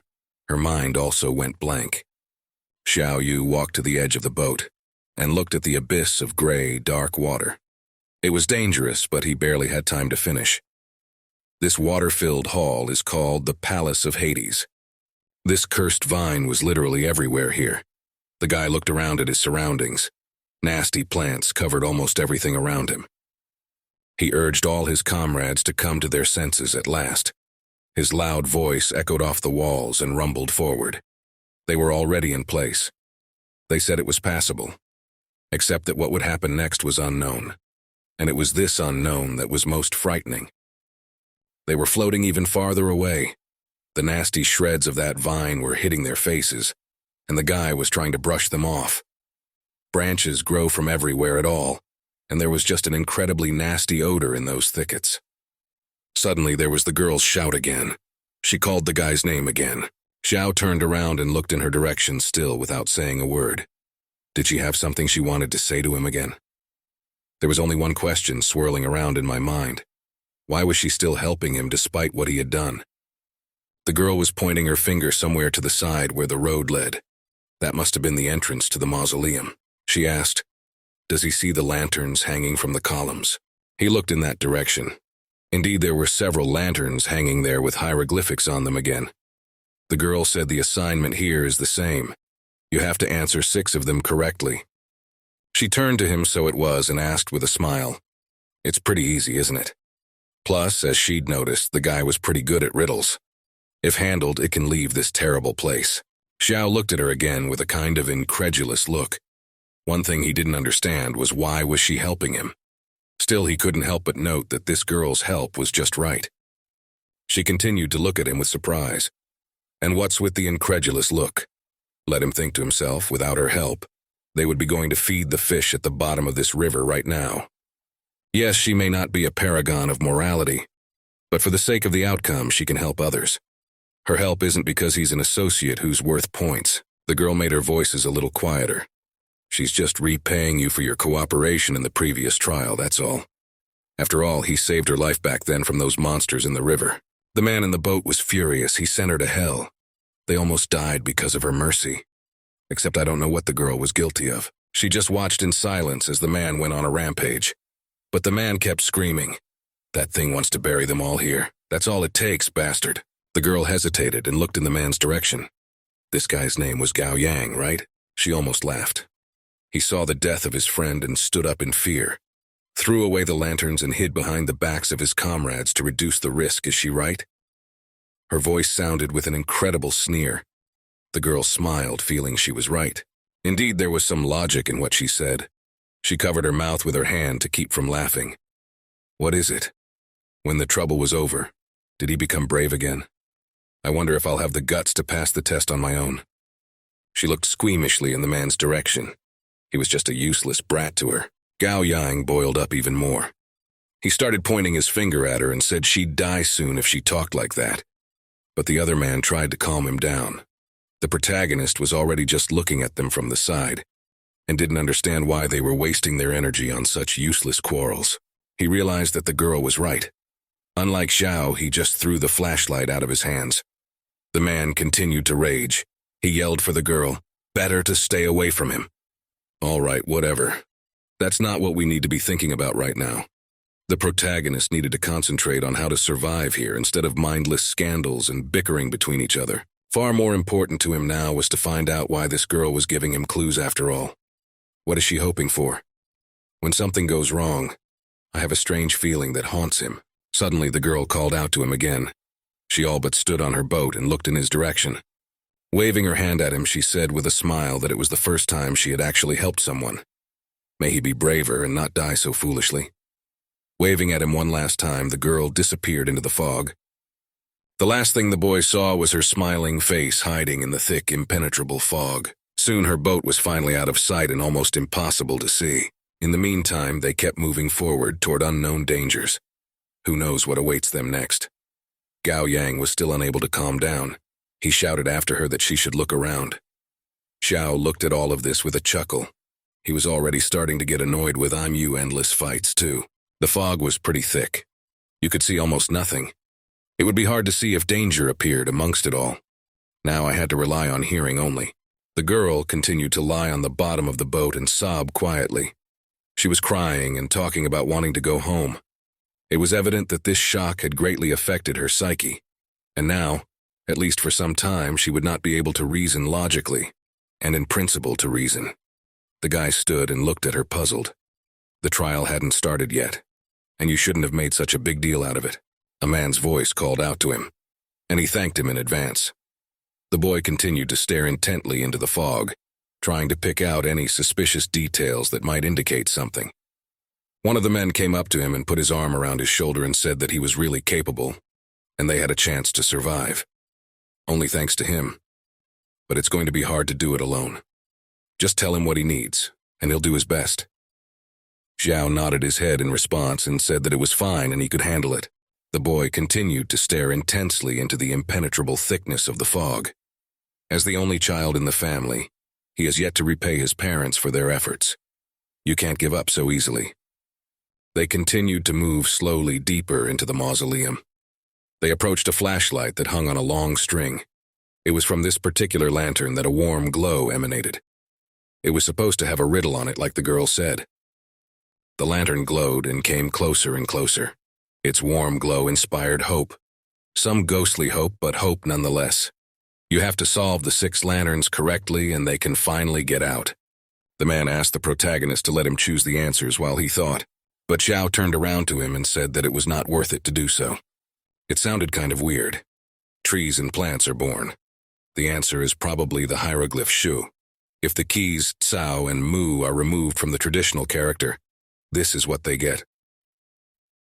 Gao Yang just silently watched them with a disgruntled, incredulous gaze.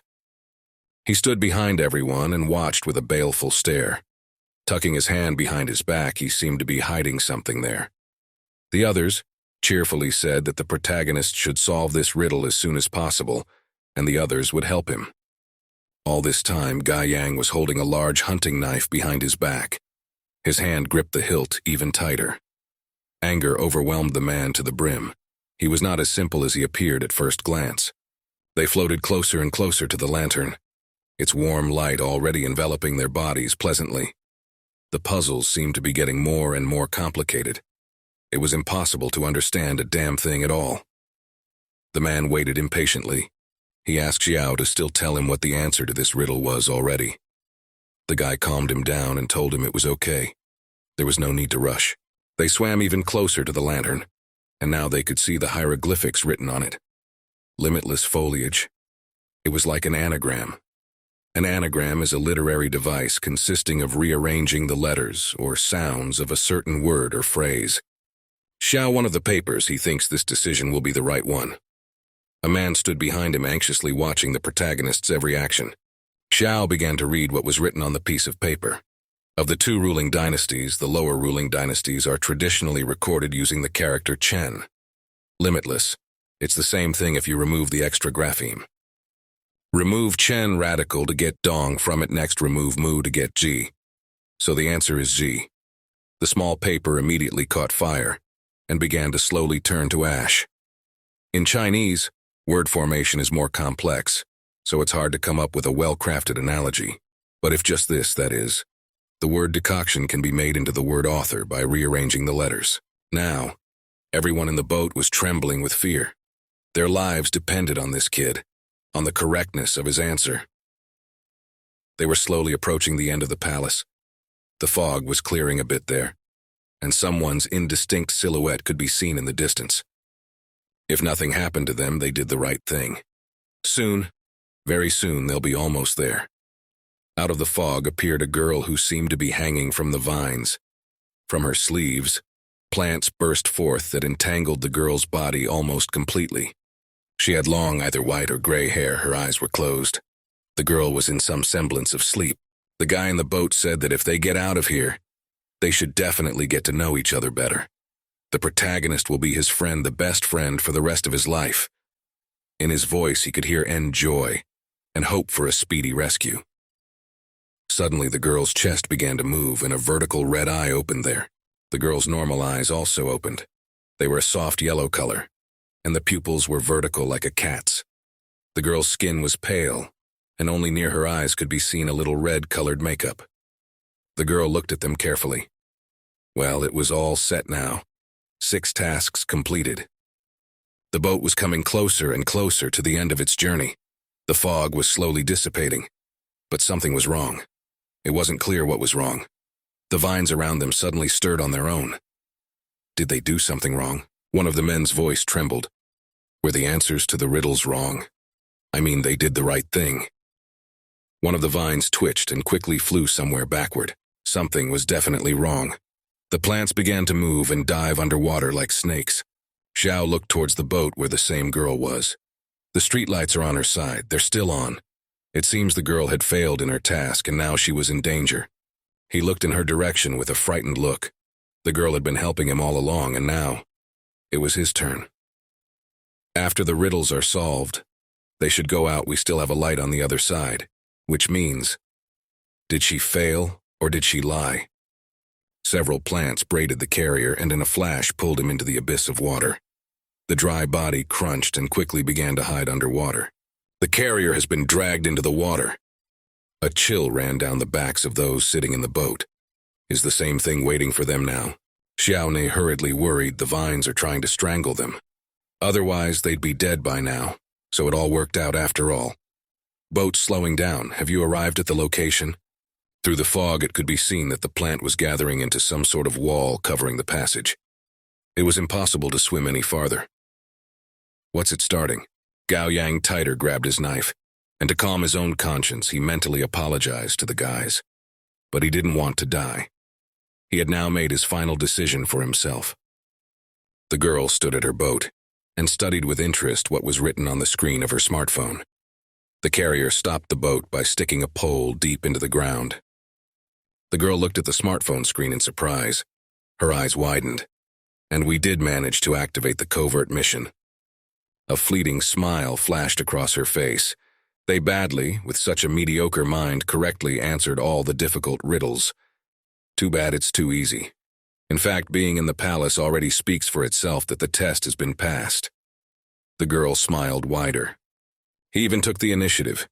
He's such a good-looking guy. Once the task is completed, all participants' points will be doubled. The girl looked at the screen of the smartphone on which was still the same black hole. That's where I entered my score calculation. While they're kicking ass, she can pick up a bunch of points. The boat began to move again, and the girl swam deeper and deeper into the dark abyss of the mausoleum. Points from each level will be divided equally among all surviving players, so the best option is to be the sole survivor. Sitting in the boat, the girl could already clearly see the huge passage to which the boat was approaching. It looked even bigger up close. The black abyss was like, in which there was only impenetrable darkness. Points are precious resources in this world. This time it'll go well. You can buy information. It's the only way to survive the goddamn abyss. She was already celebrating victory. It was incredibly easy for her, even though she had an inept companion. As many people as I've met, no one has ever survived a covert mission. There was no point in reproaching her for her cruelty. After all the people here have already died once.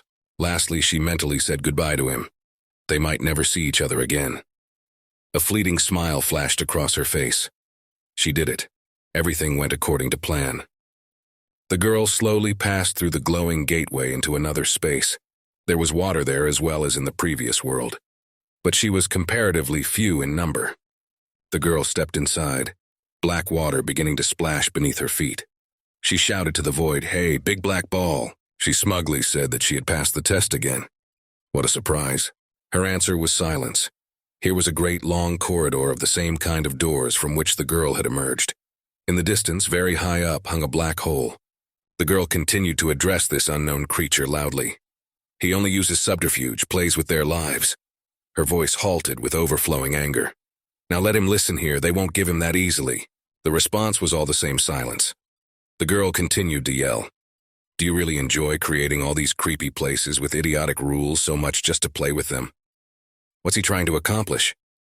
It was as if the girl was trying to elicit a response, but her answer was only silence. Soon the girl was silent as well.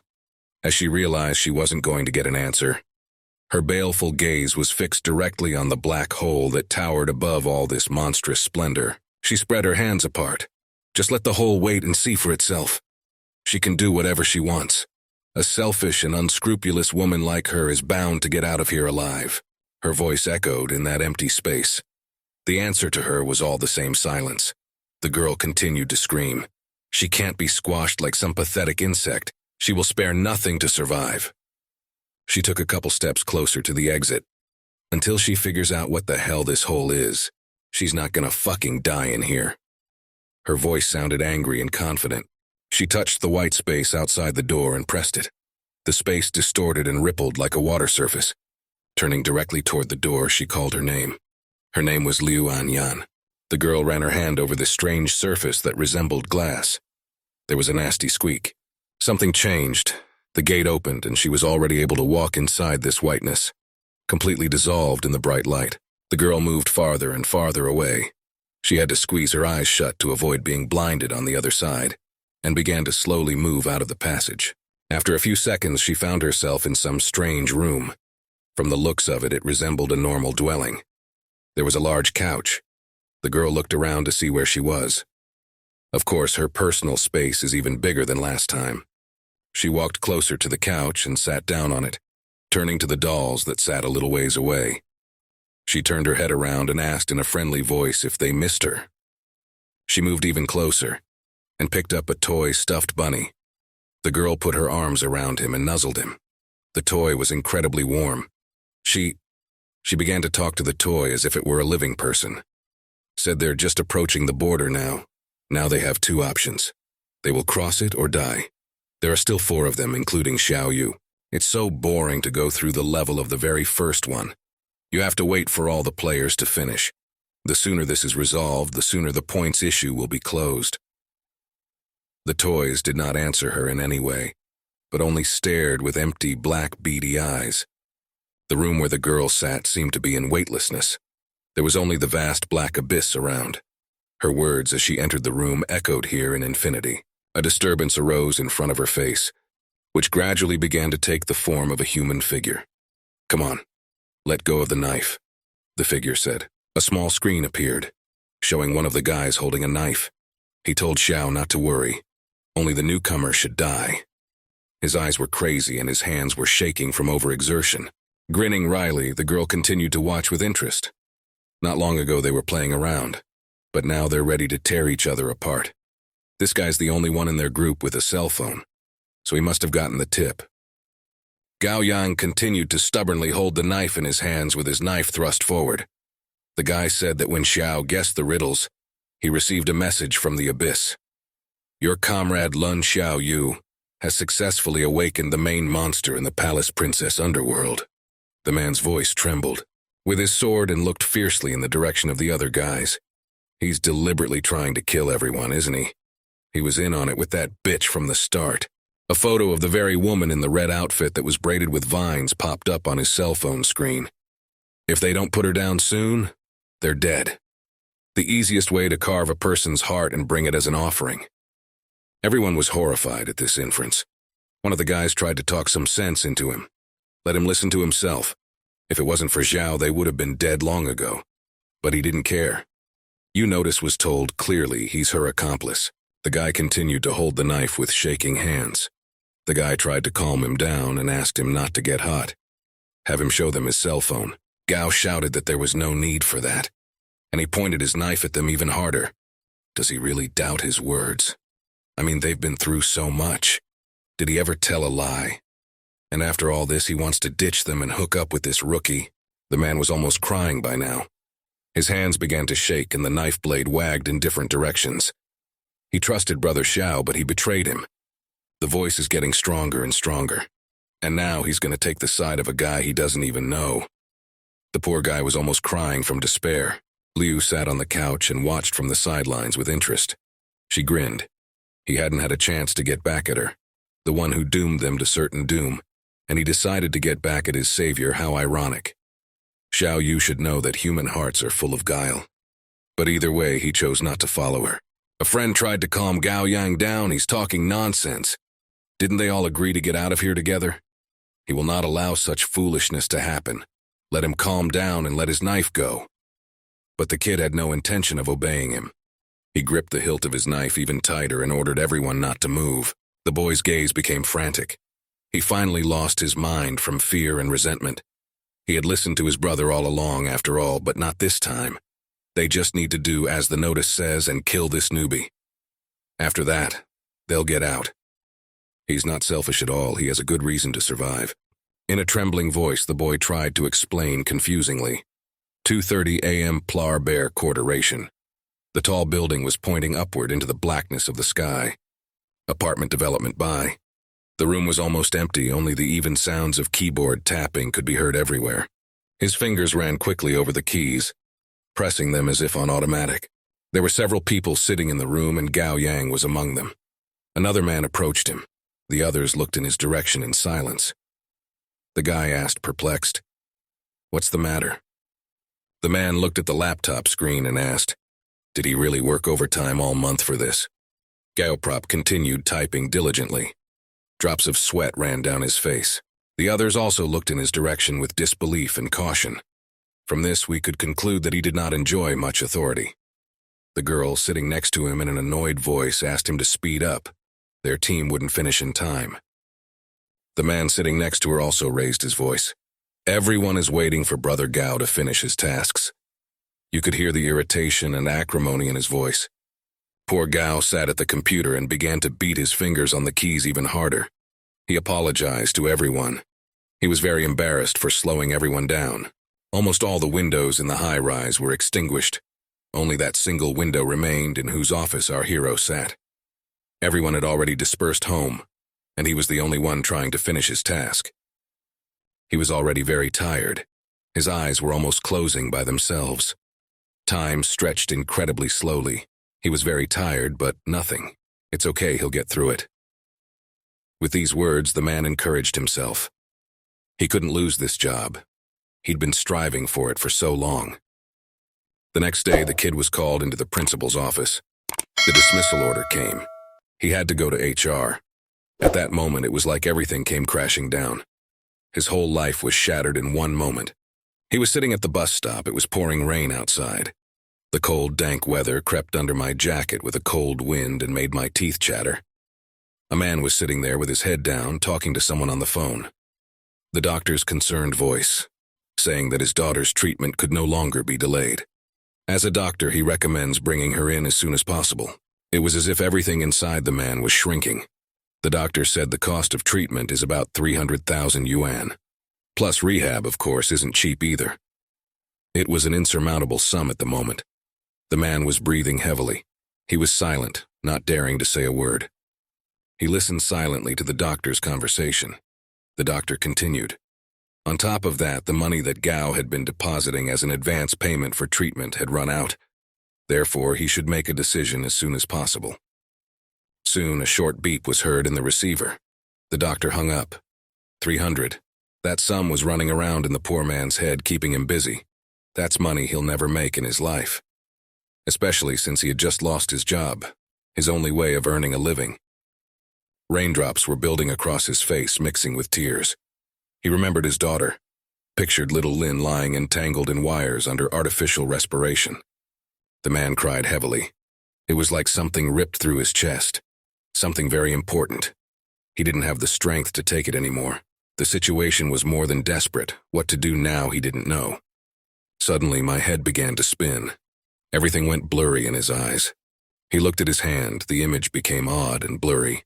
His breathing began to hitch. Arrhythmia appeared, and the guy tried to get to his feet, but immediately staggered quickly.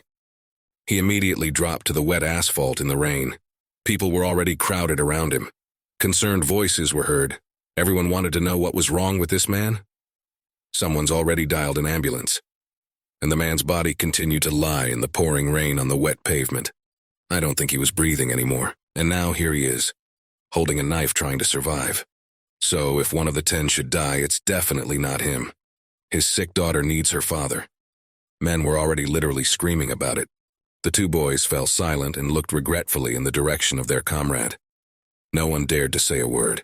This story shocked everyone. Besides, the man had never talked about it before.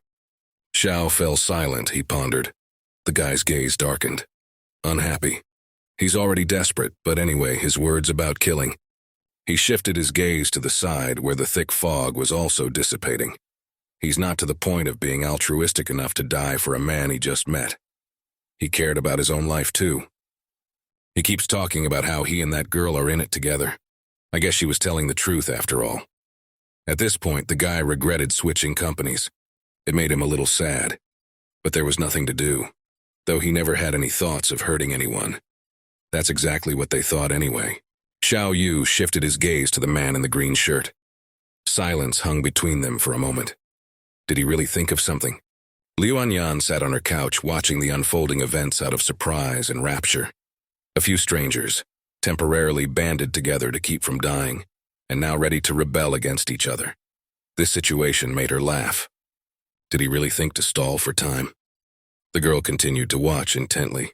The high difficulty is rarely reached, but when conquering it, you can get to double your points in rare artifacts.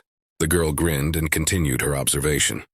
The situation was escalating by the second, and she was very curious to know the outcome. What is she thinking?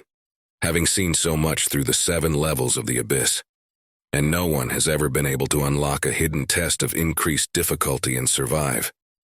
This time it could have been exactly the same. The man in the green jacket turned around on the protagonist and fell silent. Is he up to something? The man continued to stare at him with a doomed look. His eyes were downcast, and it was obvious that the man was thinking about something. But he was still hesitant to make a decision.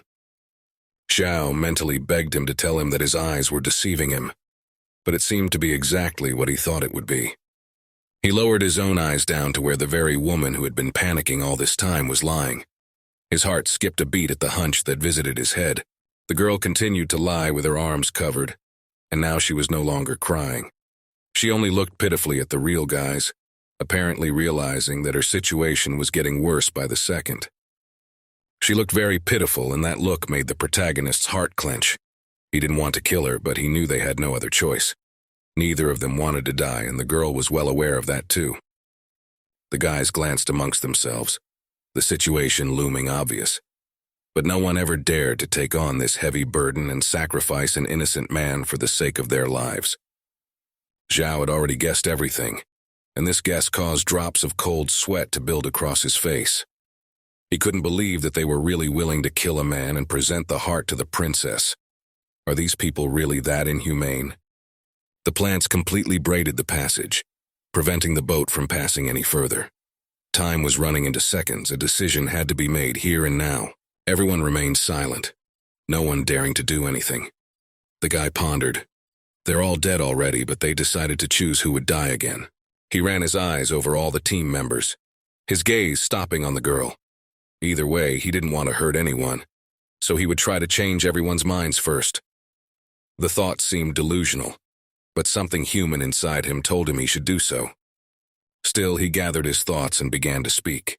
He turned to Gao Yang and said that regardless of whether his words were true, he could understand the desire to live, but sacrifice him. And then what? What are they going to do? The man sitting next to him also fell silent and looked into his comrade's face. The man spread his hands. And who will he sacrifice next time? Earlier, when everyone was solving mysteries, who hid behind everyone else, using everyone else as a shield? Gao Yang shouted for him to shut up. The boy pointed the knife at him with a trembling hand.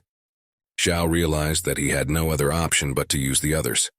As long as the boat is too narrow to dodge the knife, if Brother Xiao joins him, he will definitely be finished.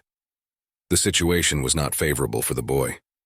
Gao, continuing to hold the knife in his hands, shouted that the 3 of them managed to go through all the difficulties together. Does he think he's going to get them to bump heads? The man was slowly losing his mind with fear. He was about ready to lunge at him with a knife. Xiao fell silent. The devil, because of this girl, the situation is too risky. And he started to use his head. It made things more complicated. It would be very difficult to change their minds. Gao kept shouting. They had suffered so much from that girl, and he, joining them midway through, let him not think he has the slightest understanding of the situation. He told the comrade to get up. Xiao Yun looked at him with a pitiful look. By now, the protagonist has figured it all out. The man told the girl to come over to them. The girl lifted herself up and moved closer to the men. Xiao Yun looked at him with a pitiful look and said that he was very sorry, but they still don't have a choice. Xiao Yu lowered his eyes and said that he understood everything perfectly. It was obviously a bad idea to change these people's minds. Clearly, they'd been together much longer, and it was unlikely anyone would have believed him. The guy spat to the side and stepped out of the boat. He sighed heavily as he realized that it looked like his life was about to be ruined. These people wouldn't listen to him anyway. All they know how to do is sacrifice each other to save their own lives. He looked at the company in a huff and realized that now he would have to defend himself against them. He couldn't handle 3 people, but still clenching his fist, he prepared to fight back. There was a crackling sound behind his back. The vines came to life again and began to squeeze the wooden column with such force that it cracked into many splinters. The protagonist turned around and saw that the plants had begun to move, but to his surprise, they didn't touch him. One of those nasty lian whistled a few millimeters from his face. One more second and his head would have been through and through. Everything around him began to crack and collapse. The boat flipped over in a split second. The guy jumped into the air and caught a glimpse of the vines entangling his former companions. There was a shriek of exasperation. Plants were tearing up the ceiling and roof of the building, pulling people outside.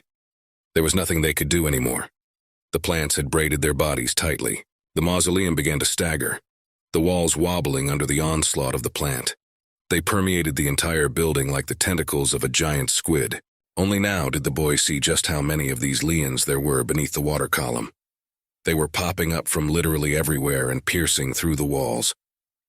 From afar, one could see how the large building was already almost completely braided with these plants. The vines were pointing somewhere upward, beyond the clouds. They turned out to be incredibly long. The princess flew into the air surrounded, the girl rising higher and higher. Climbing to a great height, she looked around at the people standing below. The whole time, she didn't say a word. It seemed that her body was made up entirely of these plants and her clothes were just a cover. The plants grabbed the 3 men and squeezed them together. The crunching of bones added to the rest of the sounds of destruction. Was at some distance from the company of plant-related people. Their heads dangled lifelessly. The vile tentacles began to clench with even more force. The princess waved her hand, and another large bundle of plants burst from the sleeve of her dress. The bones cracked, and finally the bodies could not bear the monstrous load and burst like balloons, splashing scarlet blood in different directions. With lifeless eyes, she looked at her victims who were floundering helplessly bound. A few drops of blood fell on her pretty face. The girl shifted her predatory gaze to her victims. It was like a huge spider that had woven its web around a defenseless fly. In a split second, it had ripped out the hearts of 3 people and strung them on solid vines. The sight was simply terrifying. She brought the hearts of the men close to her and began to scrutinize her prey with interest. In just a few seconds, the hearts dried out as if they had been in the sun all day. The girl tilted her head to the side and continued to look at her prey with interest. Then she apparently sensed that it wasn't over yet, and looked in the direction where the main character was. She was looking for her latest victim. The entire temple continued to crack and shatter into pieces. The columns were falling and the ceiling of this structure was about to collapse straight down. The vines braided the structure tighter and tighter. The last remnants of the building were barely holding on. A few seconds more and it would all collapse. Somewhere in the back of the cathedral, a guy was hiding. He covered his mouth with his hand so that the princess, God forbid, did not discover him. What the hell is that? Looks like a snake's tongue. Is she really looking for him? One of the vile lian approached him, and it was indeed like a snake's tongue. The first solution that came to his mind was to hold his breath. Perhaps then he would have at least one chance of survival. The abominable liana came almost right up to him, and she really did look like a snake's tongue, only in the form of a plant. Holding his breath was the right thing to do. Looks like the thing didn't see him after all. With all his might, the guy tried not to breathe. Even his heartbeat seemed to have slowed down. As long as that monster doesn't see him, he was hiding somewhere up above. The vines were crawling around him just a few meters away, but still they couldn't spot him. Wow, you dodged a princess attack? It was amazing. He needed to hide somewhere and hold his breath as long as possible. Liu watched the guy's efforts from the side, sitting on a comfortable couch. In fact, it was because of him that she first had the opportunity to see the hidden boss through the heavenly eye. The girl got up from her couch and walked closer, scrutinizing forward. It's worth it to be more attentive and to take a good look at what's going on. Maybe she could use it in the future. In fact, she hadn't expected the fact that after the princess fully awakened, someone would manage to survive. She thought it would be over very quickly. With astonishment, the girl asked herself, will this hiding really help the guy? He continued to sit somewhere up behind a column and was barely breathing, and the vines continued to braid the entire structure. It was shaking and cracking at the seams. She remembered that when she bought it, it said this princess of the underworld, monster level S description. After devouring the spirit tree, turned into a monster half-human, half-plant. Cruel by nature, imprisoned in the underworld, can control vines and uses them for her hunting. The court ladies who went after her turned into monsters and gouged out their eyes. Xiao Sidel clasped his mouth with his hands to avoid making an extra sound. One of the abominable Lian approached him almost within a few centimeters. The boy looked at her with horror and expected something terrible. The eyes of those very maids seemed to merge with the plants. The vines parted, and there showed a red, bloodshot eye that looked straight at the guy. The eye began to look around, spinning in different directions. Would he really be noticed now? As it happened, the princess saw her latest victim after all, and aimed all her outgrowths right there to grab the pesky kid. The plants parroted his entire body in a split second and presented him to the princess. The vine clutched his throat. There was less and less air left, and the guy wheezed. He struggled to free himself, but the plant was much stronger. He held a small splinter of wood in his hands and waved it desperately, cutting through the air. But it was of little use. He clutched his tentacles in a vain attempt to break free. He tried his best to hit the princess with that splinter of wood, but his eyes proved faster, and in a flash she had braided his arm. The princess was in control. Getting close to her was impossible, especially in this state. The plant squeezed his arm with such force that blood stopped flowing there. The girl turned her cold, emotionless gaze upon him, the way a spider looks at its victim who flutters helplessly in its web. Xiao, because of all his strength, without giving up hope, tried to break free. He was clinging to the plant, trying to break them apart somehow. But they were incredibly strong, as if made of metal. Suddenly, there was a crunching sound. His arm broke in several places from the overload. The boy wanted to scream, but the plant clutched his throat, preventing air from escaping. He only looked helplessly at his broken arm. The princess eyed him, somehow in no hurry to kill him. She moved closer to him, and now the boy could already get a close look at the ugly red eye that peeked out of her chest. Dodging, he gathered all his strength together and grabbed hold of her long white hair. The girl had not expected such a thing, and only looked at him in surprise. The guy didn't hesitate. He brought her head close to his with a sharp jerk and forcefully smacked her forehead. That was the kind of hard blow that made his head ring. The girl closed her eyes. It was the only way out, and one could only hope that it would still work. Not true, the grip slowly began to loosen and the girl shoved the guy aside. He flew downward at tremendous speed. The girl looked at him with an angry look without saying anything, and apparently it made her angry, and now she's determined to kill him. A few offshoots of this vine have popped out. They moved lightning fast right after the falling guy. The girl didn't want to miss her prey. Xiao flew straight down. The princess tried to fight the headache from the blow. She released her victim, and now the guy was flying down at breakneck speed. The lianas had already completely released his body, and now he was falling into blackness. Who knows what will be waiting for him there? The girl tried with her last strength to grab it again, but the body had already gained enough speed and the plants couldn't get close to it. The poor guy flew straight into the black abyss. Suddenly, a passageway formed under his body, the same one that could be used to go to another level. Now he was flying straight there. The lianas tried one last time to grab him, but he was already halfway down the aisle and the plants only hit his chest. His body had already been completely swallowed up by the failure. Only his head and part of his arm remained. Consciousness blurred, he realized. Something irreversible would happen. The princess had no time to grasp him. Now he was already completely engulfed in the passage. The girl missed her victim after all. She looked after him with an offended look, but that was okay. She had 3 hearts after all. The girl quickly began to pull her vines back in. She waved her hand and the plants were up her sleeve in a flash. She looked at the eye in her chest. They looked at each other like old friends. The monstrous eye was filled with blood. Apparently the girl used it to sense this world. Guy walked through the portal and found himself in a strange place. There were many doors leading to different worlds, and a huge black hole hanging overhead. The lianas infiltrated with him. They were still holding on to their prey from the last of their strength. But it didn't last long. Once in this world, the plants began to burn right before their eyes, becoming nothing more than a handful of ashes. Soon they vaporized into dust in the air. The lifeless body was lying on the cold, wet asphalt, covered with a white cloth through which blood was already seeping. In the meantime, the body had already had time to cool down. Doctors were already circling around the victim. Anxious voices and the sound of police and ambulance sirens could be heard everywhere. All relevant services quickly arrived at the scene of the accident. The policeman in a gruff voice ordered everyone to disperse and not interfere with the work. The doctors were talking anxiously among themselves. One of them said that he did not know whether the driver was under the influence of alcohol, but he was driving very fast. The deceased has splinter fractures all over his body and an intracranial hemorrhage. Suddenly the nurse saw something and was alarmed. She told the doctor to look that way. The man turned around and looked there in surprise as well. Literally everyone turned around.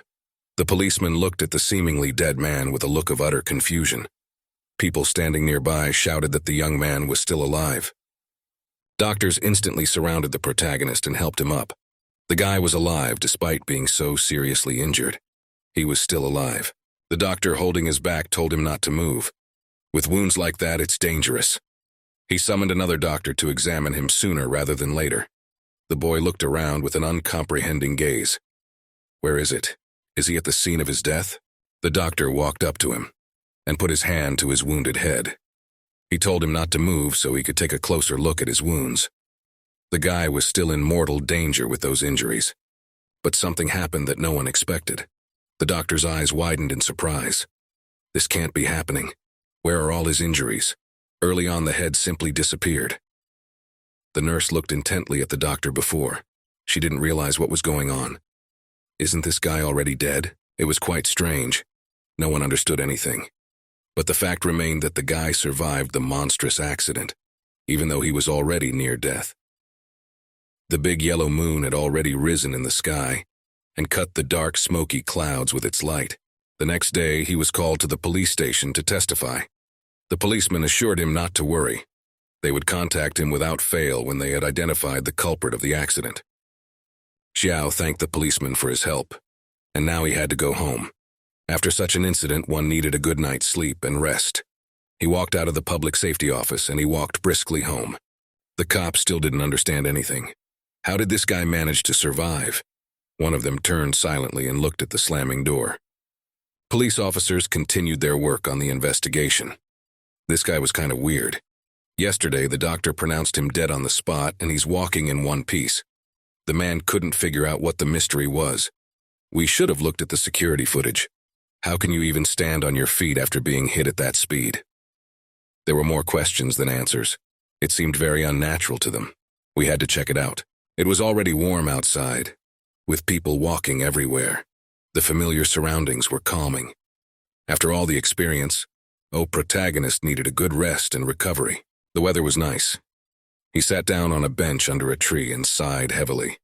All these upheavals had rattled his nerves, and now he felt as exhausted as possible. Xiaodo pulled his phone out of his pocket. Its screen was off. Cracks were spreading across the glass, and the phone wouldn't turn on. Of course, he'd obviously be broken after a blow like that. The guy felt sad. He had only bought this phone a month or two ago. That's a shame. Now we'll have to buy new ones, and there wasn't much money. He remembered all the recent events he had experienced being dead. Was he imagining all that because he hit his head on impact? All these thoughts wouldn't get out of his head. There was no way he could explain everything that was happening. Was it all a dream? All that abyss, the underworld, people strangled alive by vines. The woman who said she bought him as a subordinate after she almost killed him. All these thoughts never left his ringing head. All of this certainly needed to be sorted out, except he didn't understand how. Where to start? And where did that monster in red go? Even if it was a dream, it's a bit much. He seems to have such a rich imagination for something like this. The whole situation left an indelible imprint on his memory. What's more important is how he survived such a serious accident.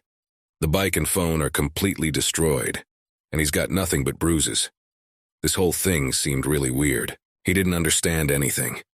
His stomach rumbled treacherously. After all that, the guy was really hungry. So much to think about, it's very difficult. We should have come back to this sometime later. The answer will come sooner or later. Heaven and earth are big, and the meal should be even bigger. With this decision, the guy went to the local market to buy something to eat. The downtown area was bustling with activity. There were a bunch of people there, and it instilled some sense of calm. It had been so long since he'd seen live people, normal live people, that he'd gone a little feral. Soon he came to a local diner. A sign hung welcomingly at the entrance, inviting new visitors. The guy sat down at the table and waved to the familiar woman who worked here. Her name was Mrs. Wang. He asked her for a plate of sour, spicy noodles and a flapjack. Smiling, the woman nodded her head and asked, should he hurry up? The guy smiled back and waved his hand, saying that, as always, the sooner the better. He was very hungry and was now ready to eat a whole horse. A few minutes later, a plate with an appetizing dish was already in front of him. It had been so long since he'd eaten normal human food that this now appeared to him to be the most delicious thing on earth. The smell of spices wafted throughout the restaurant. The woman wished him a good appetite. The guy reached for the chopsticks. It smelled amazing. He was really hungry for such a long time without food.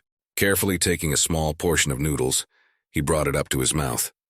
Without noticing it himself, he has been eating noodles at this place for years. It tastes delicious. Sour and spicy taste, broth is a beautiful color. Smooth and tender noodles literally floating in oil and pepper.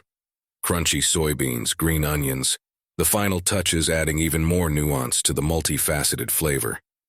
While she began to eat, he had a normal train of delicious human food for the first time in a long time. Xiao Xiao enthusiastically brought a small portion of noodles to his mouth, and had already prepared to taste this simply wonderful flavor. He even squeezed his eyes shut with pleasure. The guy started to chew, but something was wrong. The taste seemed vile to him now, not at all what he had been used to for so long. It was as if he had been struck by lightning, which you definitely weren't. The poor man clamped his hand over his mouth, trying to hold back his gagging, but it was a very difficult task. He felt all those facets of flavor he'd been thinking about all this time, but now they didn't seem so wonderful. His whole being protested against food, as if not to take it internally. Eventually, the guy couldn't take it anymore and started throwing up right into his plate. He didn't realize what was going on. Why is this food making him so nauseous? He sat in front of a plate of his vomit and understood nothing. He had eaten these noodles all his life, and they were the most delicious food on earth, and now his body was rejecting them. The restaurant hostess came out with the flatbread and looked at the guy in surprise. The woman heard some strange noises and wanted to find out what was going on. She walked over to the poor kid who was already lying on the table, trying to catch his breath. Concerned, she asked what had happened to him. A man sitting at a neighboring table, apparently noticing this, asked for the bill immediately. He won't eat that junk food if it's causing such a reaction from the customers. Xiao waved his hands and tried to say that everything was fine, but his body felt like it was turning inside out. His breathing hitched. He'd never had that happen to him before. What happened this time? The flavor was exactly as great as it had been all along.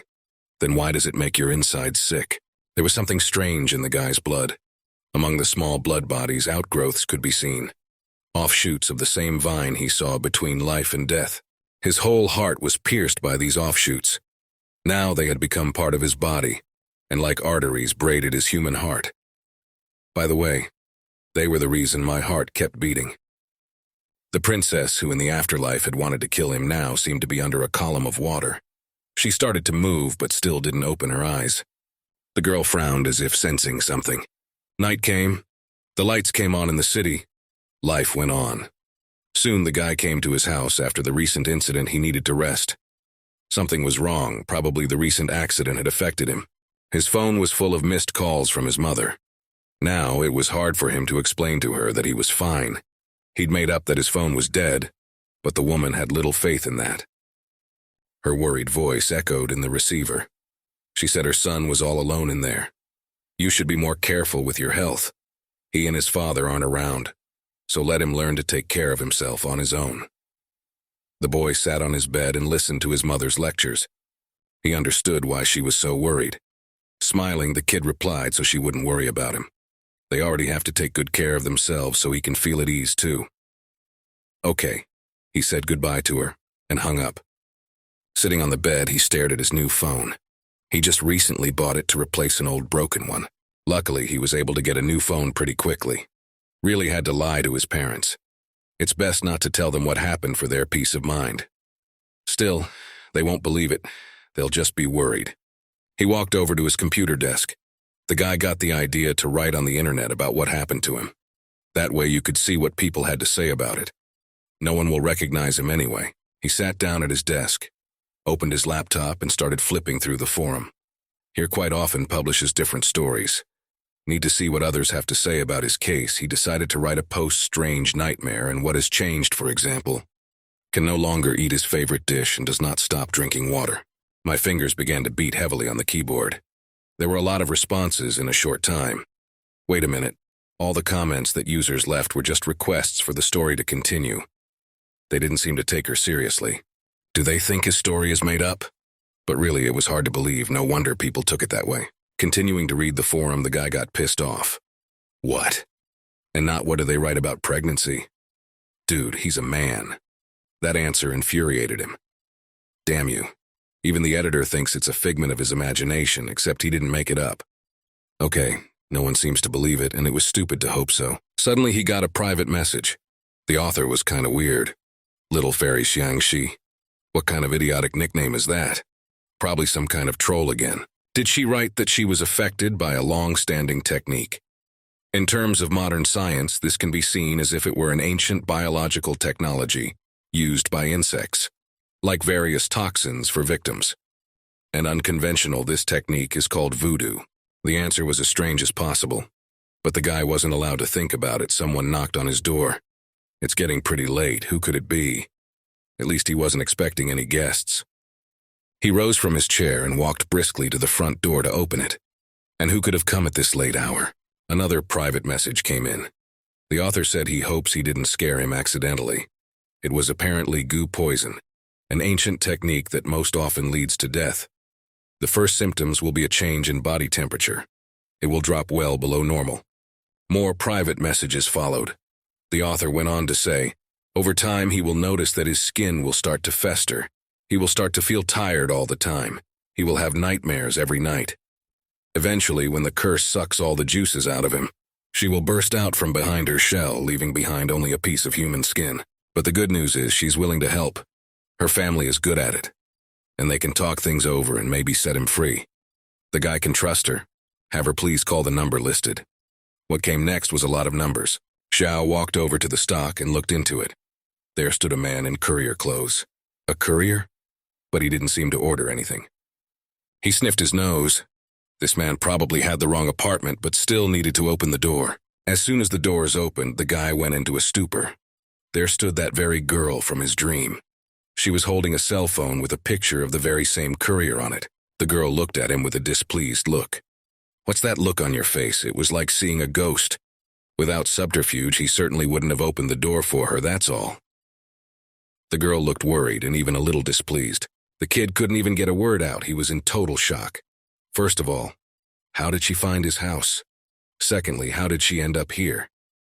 There were already several large bags of stuff behind her back. The girl asked why he was stammering. Is your tongue dried up? He killed her. Does he know? Let him get out of the way now and let her come in.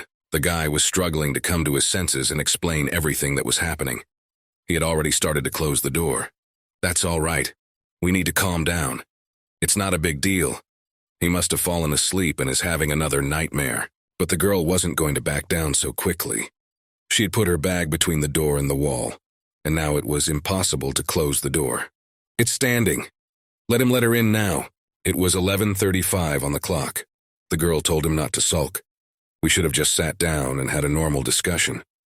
She said it so calmly, as if her visit was a matter of course. She had snuck into his apartment after all, and was now sitting on the couch like she was at home with her leg tucked over his leg. Yeah, she lied about a covert mission. And now, being a master follower that was able to complete the task, her points increased by 10 times. The girl talked about it so calmly, as if it was something normal. at least that she had broken into someone else's apartment.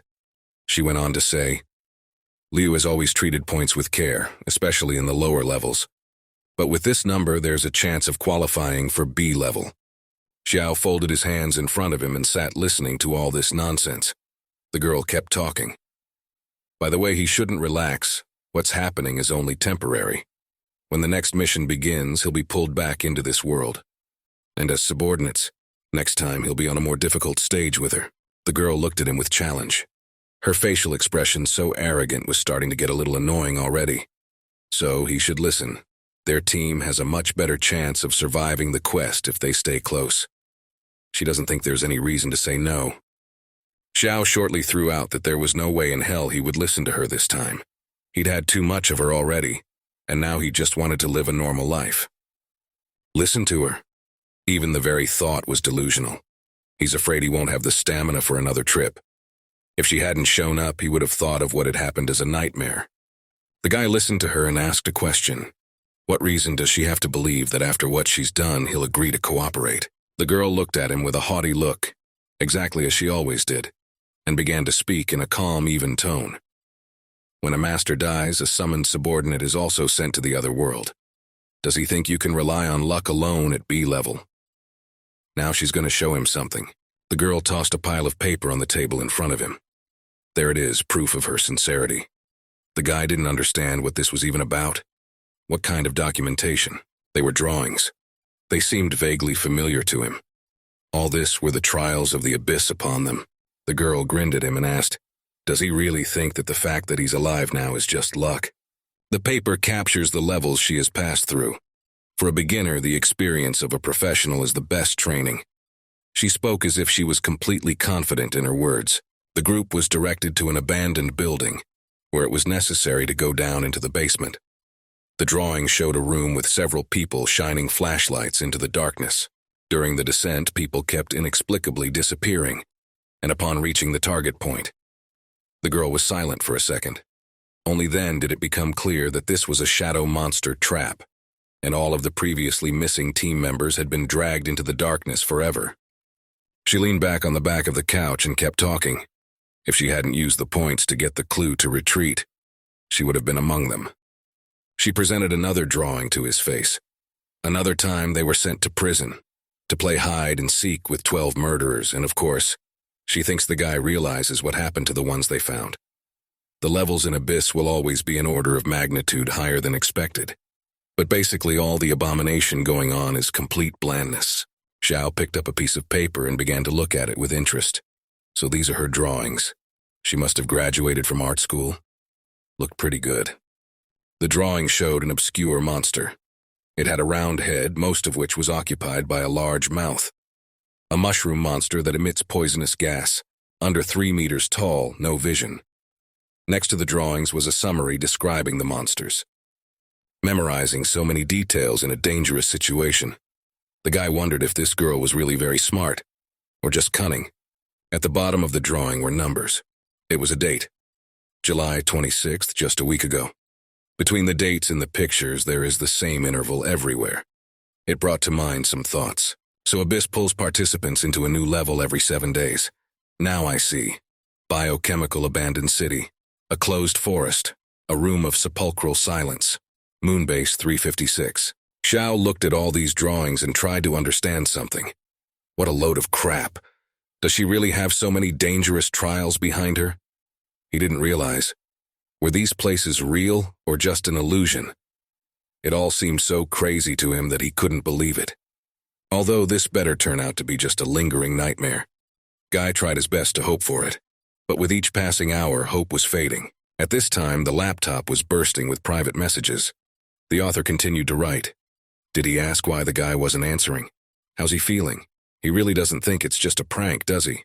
Their knowledge is passed down in the family from generation to generation. He can trust her. Nothing's wrong, right?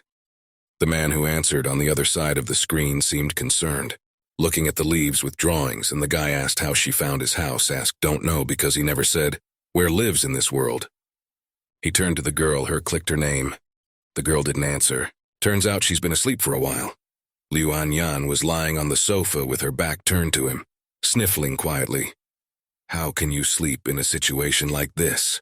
So engrossed in learning the material that she just fell asleep. The guy thought that this girl was still pretty naive for laying down so recklessly right here. He took a blanket to cover her. The girl was really quite reckless, for she had just gone to bed in front of the man she was trying to kill. Isn't she embarrassed by anything?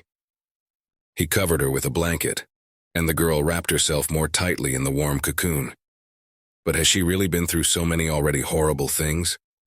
It was hard to believe. The girl slept restlessly, squinting now and then. At any rate, it didn't matter now. Let her sleep it off. And the guy decided to study her drawings in detail because there was quite a bit of useful information on them. He left the room and carefully closed the doors behind him. But they still made a small slamming sound. The girl immediately opened her eyes. So she was just pretending to be asleep. She was actually watching every move. She pulled a small device that looked like a stun gun from under her pillow. Looking around a bit to see if anyone was following her, the girl rose from the bed. Indeed, it was a 10-watt taser. It flashed brightly with an electric discharge.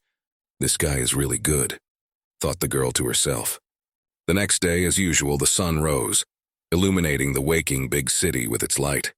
Here the voices of people began to be heard from everywhere, and the rumble of passing traffic. Life continued to boil. Okay, since they've decided to cooperate, they'll work together from now on. There are a couple of conditions that need to be clarified. The girl stood leaning against the door and gesticulating furiously. First, she will live here. Always be around when needed. It's her bedroom, so don't let the guy in until she calls. Second, she can't tolerate any guests, so don't let him bring anyone here. Third, all decisions regarding the abyss will be made by her. As a follower, just let him help her. And in return, she promises that the guy can survive. Xiao was dragging many heavy boxes and looked at the girl with annoyance. Her behavior was starting to piss him off incredibly. He doesn't want to join forces and she's messing around in someone else's house. Besides, who gave her permission to put his stuff in a box in the first place? He was just boiling with rage, and the girl stood leaning against the door as if that was the way it should be. She folded her arms across her chest and said, "Should communicating with an intelligent person only cause she just informs him, not asking for consent, let him just finally turn his head on, since he's decided to cooperate with her. Surely he must have realized, to survive the abyss, you should hold on to an experienced player tighter." No, that girl was really just messing with him. She kept saying if the guy doesn't get it, just let him listen. There's nothing wrong with serving someone faithfully. That's it. She's hungry. Have the guy take her out to eat something delicious. Xiao just looked at her with an annoyed, murderous look. In those eyes he could read that he was ready to kill her right there. The girl had gotten on his nerves in such a short time. Soon they were down in the parking lot. "So the girl with the car comes out?" the boy asked in surprise. The girl nodded positively. This place turned out to be quite far away, having to drive over 10 hours. The guy turned around and looked at her in surprise. He asked, in that case, who was she looking for? "Did you forget where you parked?"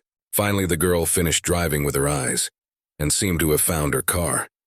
He was standing at a small distance between other cars. It was a little difficult to spot him. They got a little closer, and it turned out that the girl had a car that wasn't cheap. It was an Audi R. The main character's jaw just dropped. Is that really her car?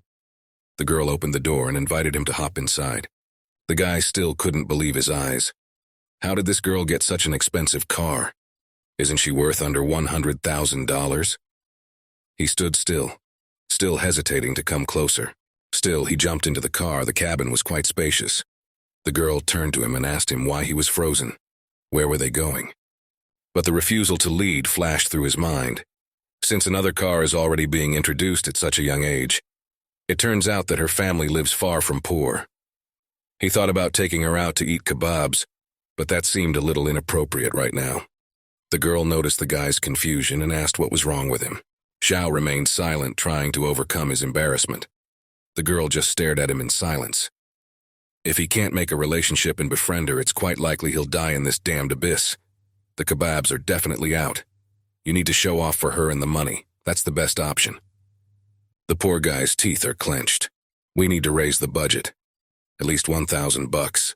He had to impress her somehow, and he didn't have that kind of finances. The girl continued to look at him with a surprised look.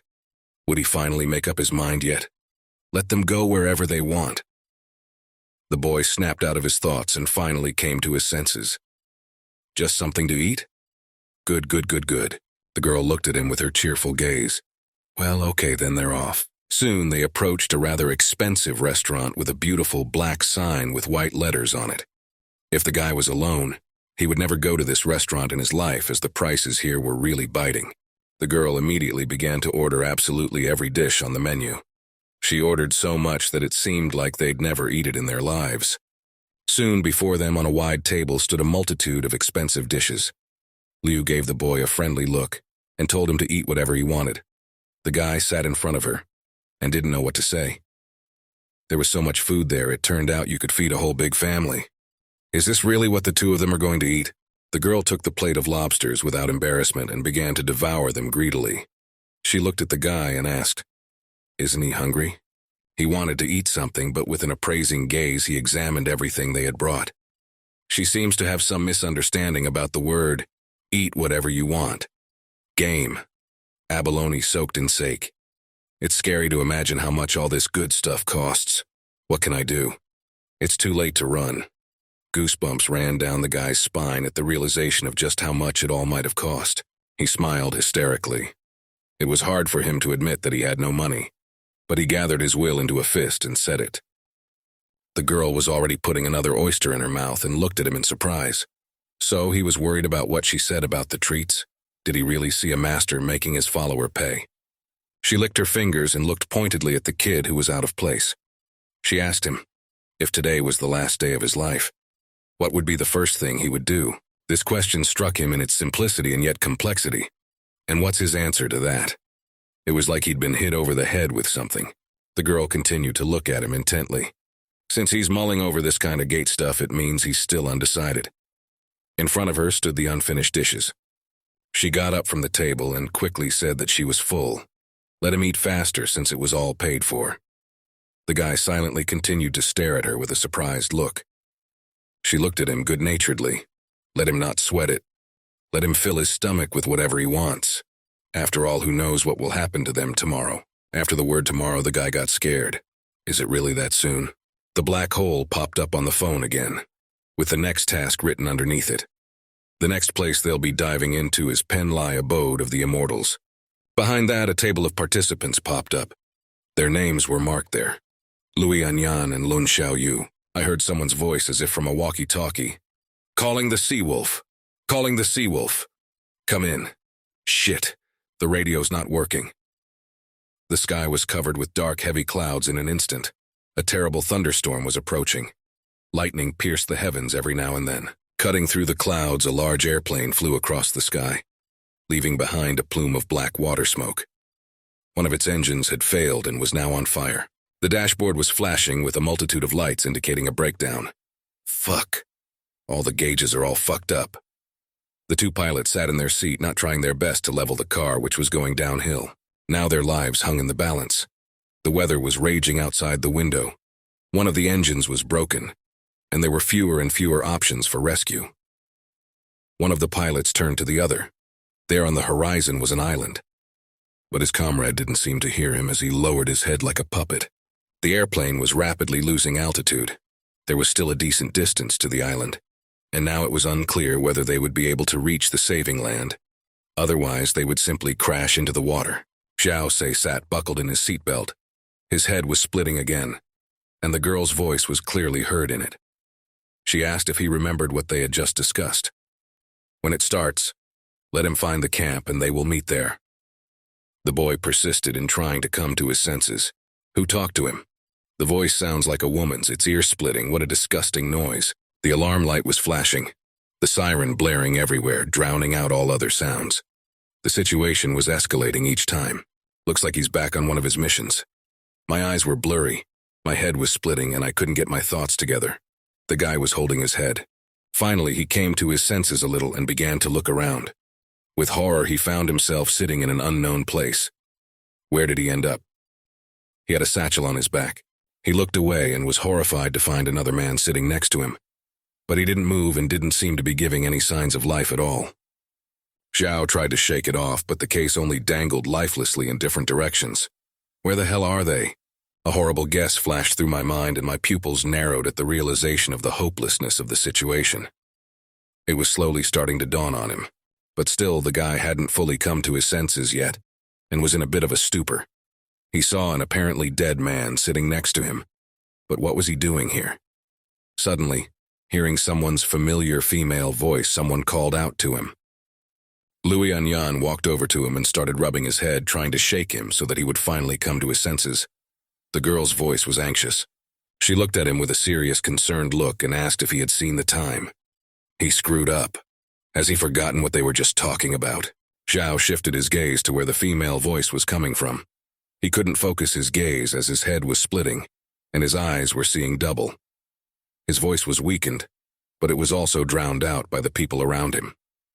Standing me in front of him, the girl looked at him point blank. Whoa, whoa, whoa, where are they? Why are there human bodies here? The guy finally started to think of something, and what he saw shocked him. Their uniforms, are they from World War II? A monstrous thought came to him. Have they traveled through time? The girl did not answer anything, but only looked forward with a wary gaze. Wait, whose forgiving sign is this? Definitely the first level of the abyss. Something about the guy was giving him the benefit of the doubt. The girl didn't answer him anything, but only looked at him with a sidelong glance. In a few quick big jumps, she was near the exit and opened the door to the outside. A cold wind instantly crept in, and everything around them began to wobble even more. The girl was already standing at the very edge, and finally said a single phrase. Let him remember to get to camp after he lands. After saying that, she immediately jumped out. The poor guy still didn't understand anything. What landing? What island? But to learn something more from him was not destined. The girl had already jumped outside and opened her parachute. He shouted for her to stop. He hadn't been told how to open the parachute. The guy was already standing in the same spot and still couldn't decide to jump out. Fuck, this is not good. The plane's just gonna fucking crash to the ground any minute. And he's standing there thinking like an idiot. He had two options, either crash now in the airplane or jump out and crash later. He looked down and he was dizzy again. Down below, the trees were passing by at a great speed. Still, the height was just enormous. Besides, the guy found that he was afraid of heights. Pulling his gaze back, he pleaded, and asked, is there anyone alive? Let them please tell me how to use the parachute. He hoped with all his might that there was at least one other person left in the cabin. The guy turned back around, but there was no one alive. There were just regular corpses sitting everywhere. Stayed. No one would answer him anyway. The guy ran to the cockpit. There he saw exactly the same picture. 2 pilots were dead. Are they messing with him? Why is the plane even still in the air? He had no choice. The guy was breathing hard and tried to get himself back to normal in some way. I should have calmed down, but time was running out in seconds. A couple or 3 dead bodies. That's not a problem. What's scarier is that they're about to crash right into the mountain. The plane was rapidly continuing to lose altitude. In a few more minutes and it would simply crash. Xiao finally saw the satchel behind his back. This thing is supposed to be a parachute ring, right? He fumbled for a small round object. It's pretty simple in movies. He had one last hope that the filmmakers didn't lie to him. If it's wrong, he'll come back from the other side for their souls. The guy jumped out of the plane with his last willpower in his fist. The wind began to whip painfully in his face. And so, he yanked the parachute ring, and from behind him came the sound of the parachute opening. Suddenly, something yanked him by the shoulders and his fall began to slow.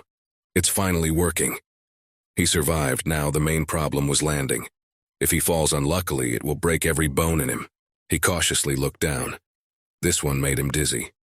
Now he was at just a huge altitude, and under his feet were endless forests. God forbid something happened to the parachute. Soon he dropped to a sufficient height and began to fall right into the crowns of the trees. Hitting the branches painfully, he was approaching the earth. But suddenly he stopped abruptly.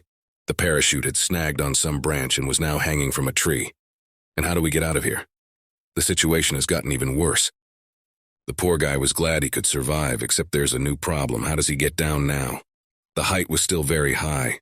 If he fell from here, he would definitely break something. There were impenetrable thickets of unknown plants below his feet. There were some strange sounds coming from there, as if someone was moving around. There seemed to be something there. An eerie hunch visited him. You couldn't see anything from here. The altitude was too high and the trees below too dense. The vegetation here was quite lush. It should have been safe down below. At least he sincerely hoped so. But many kilometers around stretched impenetrable forests. The trees were of incredible height. He had never seen such before. On a branch of a tree sat an incomprehensible bird. It looked like some kind of partridge, but its plumage was a strange blue color. The bird sang its beautiful song, but its voice was unusual. There were little ants crawling along the branches, and back and forth dragging little leaves from the tree. The air here was fresh and clean, even too fresh it made me dizzy.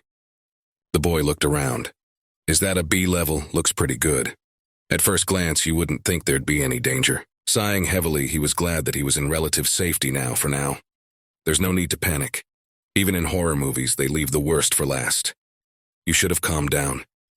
And he was indulging himself in these thoughts.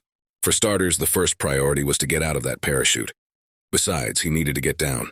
It's only parameters high, and the ground and bushes below are wet. Okay, we just need to cut the rafters. The guy started squirming, trying to free himself from the parachute. Suddenly, someone's shrieks were heard from deep within the forest. Apparently, it was a man, and he was begging to get away from it. His voice was anxious and frightened. It suggested bad thoughts. On the forest path ran out a strange man. He ran headlong forward. In his hands, he had a knife. The guy looked scared and didn't even notice anything around him. But suddenly, the protagonist saw something that made his heart beat faster. The poor guy was being chased by two creatures, were they? Dinosaurs? The poor fellow they were chasing turned around and looked at them with his fear-crazed eyes. He shouted, not tired of chasing him yet. Suddenly he stopped. What the hell is this? They're already in his head. He turned towards the monsters that had been chasing him all this time and started waving his knife madly. The creatures stopped and began to sniff with interest at the stranger. He was yelling for you to come up to him and show what you could do. Two huge lizards began to make incomprehensible carping noises with their toothy mouths. Their eyes burned with yellow fire. They must have sensed prey. The dinosaurs seemed to be talking to each other in some incomprehensible language. They looked at each other as if assessing their chances. The guy stood in front of them and shouted, "That's the scene. Two brainless animals talking to each other. Now let them listen here. They're fucking unlucky." The monster just stared at him intently, and one of them was already starting to come in from the other side. The man began to twirl the knife in his hands like a propeller, gathering his thoughts and preparing to fight back against the unknown predators. With all his might, he wanted to add to his confidence with his shouts. The man shouted that he had been hunters since birth and had no plans to change roles. Where had he ever seen such a thing? Tonight, they're gonna wish they were never born. He stared madly at his pursuers and thrust his knife forward. Suddenly, ear behind his back, he heard the crunching of branches. What's sown in the nearest bush? The boy shifted his maddened gaze there and gritted his teeth in fear. A dinosaur just like those two, only red in color, rushed at him from behind. He roared, displaying his sharp claws intent on catching his prey. Guy still couldn't do anything. The dinosaurs surrounded him and began to lash out and beat him with their clawed paws. The man could no longer fight off the three monsters with that small knife. They piled him on the ground and began tearing the poor man's body apart. He screamed, choking on his own blood, but there was nothing he could do. The monster were definitely stronger than him. The protagonist watched all of this from a tree in shock. He was suddenly very reluctant to go downstairs. He looked at the creatures and a hunch flashed through his head. Are those velociraptors? Where the hell did the dinosaurs come from? He looked at his knife and judiciously assessed his chances against these monsters. That guy turned out to be skillful with a knife, but he was devoured in an instant. Perhaps it wasn't so bad on top. The guy made the right decision to hang on to the top for now. One of the velociraptors. Xiao noticed this and pointed the blade of his knife at him. They stared at each other for several interminably long seconds. The huge lizard was assessing its would-be victim with a predatory gaze. Her eyes were yellow like a cat's, and her mouth was crammed with just thousands of incredibly sharp teeth. At this point, the kid thought, it's pretty greedy to look at prey you can't get your hands on. Just had to wait here. No need to waste energy. It was safe in this tree after all. The sun was already slowly beginning to set behind the horizon, painting the sky in bright red colors. It's been a little over 8 hours.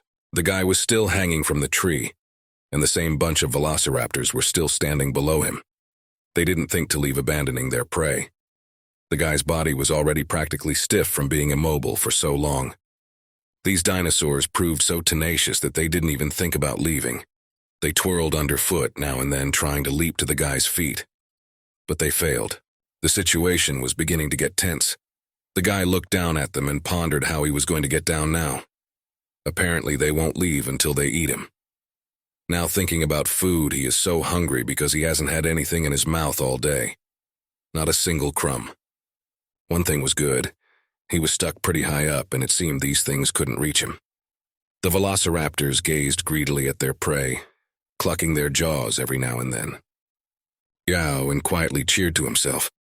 For now it was safe here, but he didn't notice that someone had already crept up behind him. Still, he heard a hiss from the side, and fearfully turned his head in that direction. Things were heating up. A large snake crawled up to him and twitched its tongue. What a devil. If not one, the other. Now he was in another danger. This snake could be poisonous, and probably was. A moment he began to pray to all the gods that this thing would not come near him. The snake continued to hiss and glared at the stranger. The guy tried not to make a sound. Perhaps it would be better to play dead so the creep wouldn't notice him. The day was coming to an end. From the height, the guy saw that somewhere in the distance he could see a column of smoke. Most likely that's where the plane had fallen. Two men were making their way through the thicket of the forest. One of them was clearly older, his face covered with age wrinkles. The other was younger. The younger one asked why he wasn't there yet. What could have happened? The older man was finishing his cigarette. The older one had a scar on his face. He took one last drag, and letting out a puff of smoke from his mouth said that it wasn't a good time at all. There were quite a few people gathered in the back, and Liu was among them. She drove her eyes around worriedly, searching for her comrade. Where the hell is he? The girl was already starting to get a little worried. Xiao had been gone for a whole day. A guy in the group came up to her and asked, "Are these canned goods expired too?" "We're not taking it." The girl wrapped her gaze around him, holding a can of canned food in her hands. She shook her head negatively in different directions. Apparently, yes, those canned goods were also already unusable. Soon night came over the sky. The huge white moon already dominated there. It was much bigger than in the real world. It turned out that even the very location of the planets had changed. Of the 20 contestants, only 14 remain, and now these men will fight for their lives at all costs. In the thick of the forest in the distance, a fire was burning. It's a little lifesaver. The light and warmth of the universe's hope. The campfire was burning with crackling wood. Warmth spilled around him and a saving light. There was no longer any point in waiting for those who still hadn't gotten here. The same two men were standing near the fire. One of them crouched a little way off in the distance and smoked again. Junior looked back at him and gave him a concerned look. The man held a lit lighter to his cigarette, and soon his lungs were filled with acrid, bitter smoke. He looked thoughtfully somewhere off to the side. The man turned to his younger ally. A cigarette began to smolder rapidly in his mouth. Junior according nodded as if they had some sort of mental connection. We were out of time to prepare, we had to move now. But before that, he'd like to say a few words. The man addressed everyone present. The girls looked at him with incredulous glances. The man began to speak in a loud, authoritative voice. First of all, where are they? What is the abyss? He won't go into details. Everyone in the current stage has been pulled in for a trial at least a few times. The girl with red hair squinted at him in disbelief. However, if they think they can survive now alone, they are deluded. Cooperation is the only way out for them. Liu glanced at those present with a slice of suspicion. It wasn't news to her, so she wasn't particularly worried. The man continued to speak. We had to form a team and overcome challenges together. The man walked over and looked down at everyone. He said that the person behind him was a Blue Lotus boss passing level B more than once. Meeting him in such a situation was akin to a blessing. One could not neglect the opportunity for survival. The kid looked back at the others. He said he thought no one was in a hurry to get to the other side, right? There was a firmness and confidence in his words. People looked at him reluctantly, but each of them realized that there was truth in what this young man was saying. And to prevent some people from trying to be clever during the mission, as well as to avoid unnecessary losses, Everyone must turn in their smartphones before exiting to ensure unified management. Of course, they have a democracy here. So anyone who has a different opinion on this can speak out honestly and openly right now. People began to whisper and look amongst themselves. They certainly didn't like these conditions. One of the men immediately raised his hand and asked in a disgruntled voice, "Why would he hand over his phone when it's safer to keep it on him?" The man looked at him with a predatory gaze. It was clear from the look on his face that he wanted these matters to go undiscussed. His eyes slowly began to fill with blood from anger. I had the impression that all of the above was just an act. The man who sat next to the protester waved his hand at him and asked him what he was even doing. Mazi, that was the name of the protesting man, looked at him incomprehensibly. "What's the matter? What did he say wrong?" The man tried his best to shut him up, but Ma wouldn't budge. He asked what's the point of listening to them if they want to take away their cell phones. The other man smiled and tried to smooth things over. He handed the cell phone to him and told him to ignore it. They were trying to take away another man's cell phone. Finally, he had already collected the rest of the cell phones and held them out to the man. The one reached forward with a disgruntled look. The man who was the most cooperative waved a hand at everyone, and with a suppressed smile asked what they were waiting for. "Now we need to go over and get acquainted." The older man, smoking his cigarette, looked at everyone with disbelief but nodded approvingly. Everyone started getting to know each other. Soon all the other people sat down near the boss as well, and began to look at each other. The man walked over to the remaining girls and reached out to them to take their phones. Liu held out his cell phone to him without hesitation. He walked over to the remaining red-haired girl and extended his hand as well. But the girl was in no hurry to give him her possessions.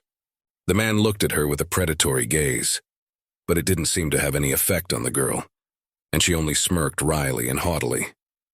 The guy was starting to boil over with anger. The girl jumped up from her seat, and spreading her arms in different directions began to speak indignantly.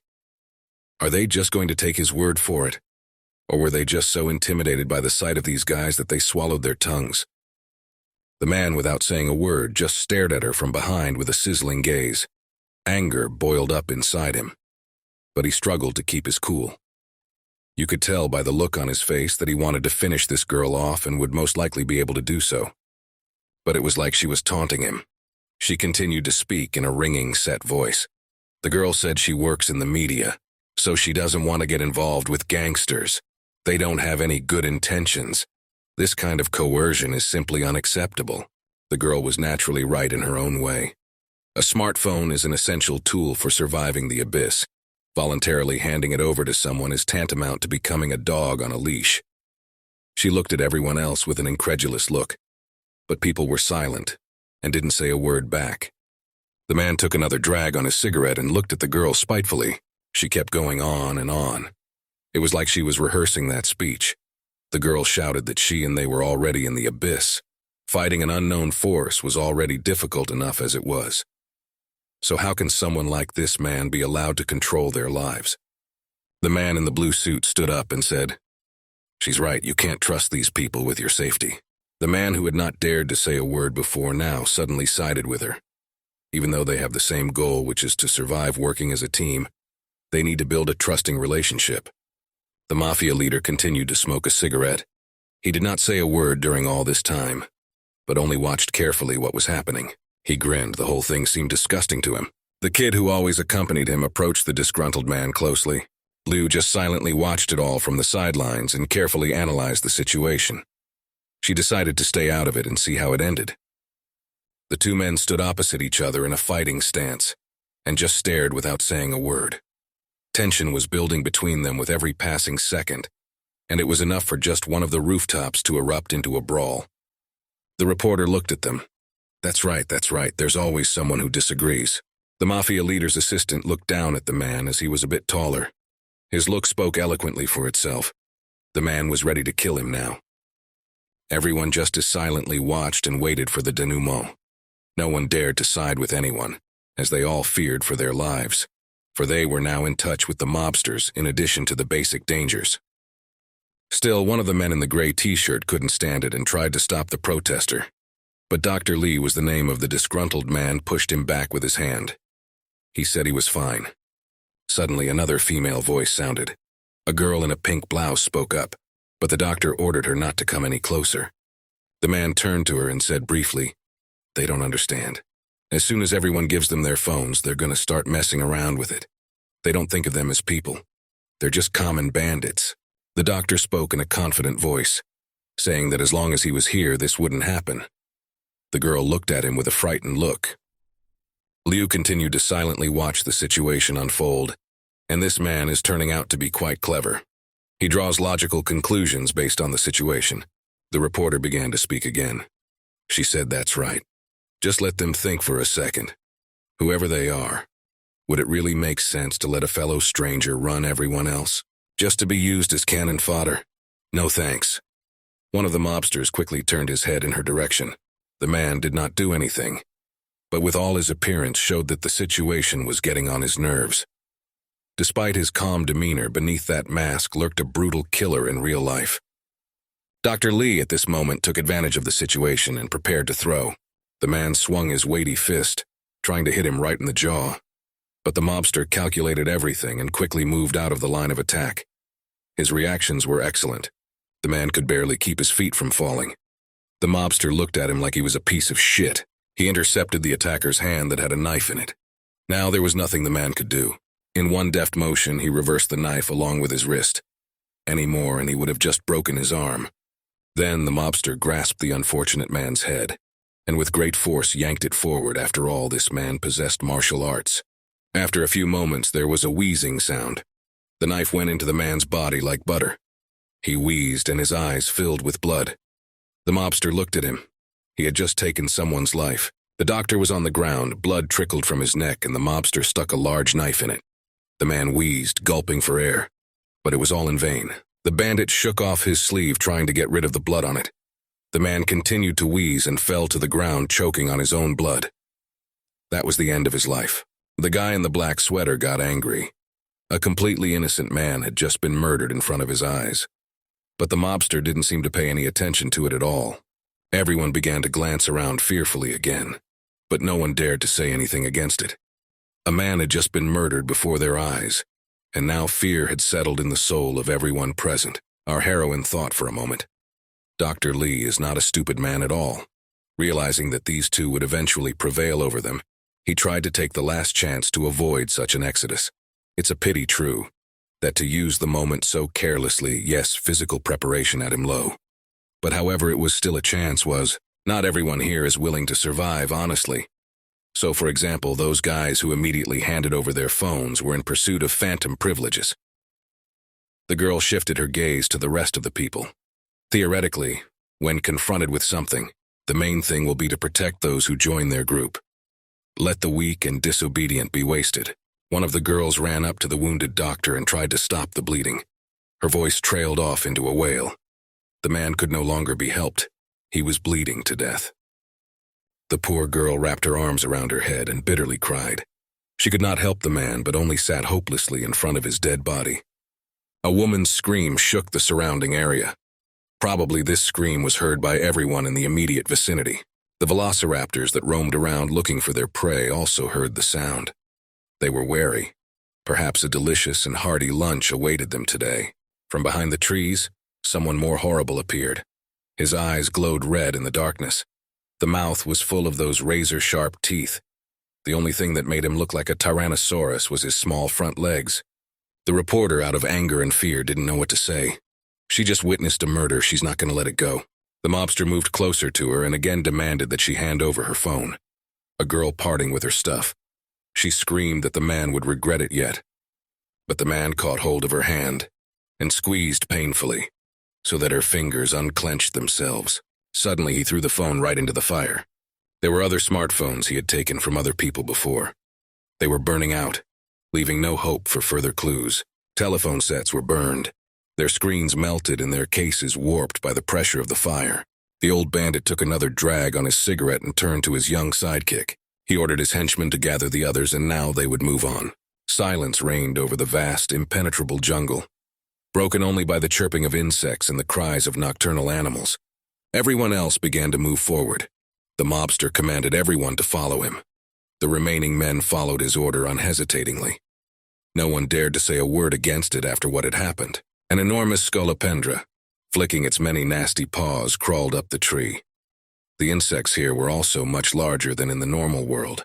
Liu walked along with the others and held a torch in her hands, lighting the path in front of her. She too had noticed the abnormally large size of the insects here. Suddenly, the girl was caught up from behind by the very same reporter and asked her to stop and wait. The girl's voice was anxious. She said that they were not far from the Abyss mission area at all. She knows that, right? Liu just nodded briefly in response. The reporter continued to talk confusedly. It shouldn't be a big deal in safe territory yet, but once they cross the border, they're screwed if they're not careful. Everything the girl said was true, but why was she bringing it up? The reporter said that neither she nor Liu were able to make the team. It turns out they are two boots a pair, two loners. Doesn't she want to form her own group? The girl introduced herself and said her name was Chang Yu, and she worked in the media. Liu looked at her incredulously and replied that she was still a student as a college student and she could just call her An Yan. The girl asked her new friend how much her had learned in that time. Chang Yu began to speak. The location is called Penlai Immortal Island. It is said that the land they now walk on is the shell of a giant tortoise that moves through time and space. Hence, the time period in which they fell may be as much as 1,000 years before the emergence of mankind, as 1,000 years after its destruction. Liu looked at her new friend in surprise, if disbelief. She couldn't quite believe what she was just hearing. So what she's saying is that it's not impossible to encounter long-extinct creatures here. Or, for example, creatures that don't exist yet. The girl nodded her head. That's exactly what happened.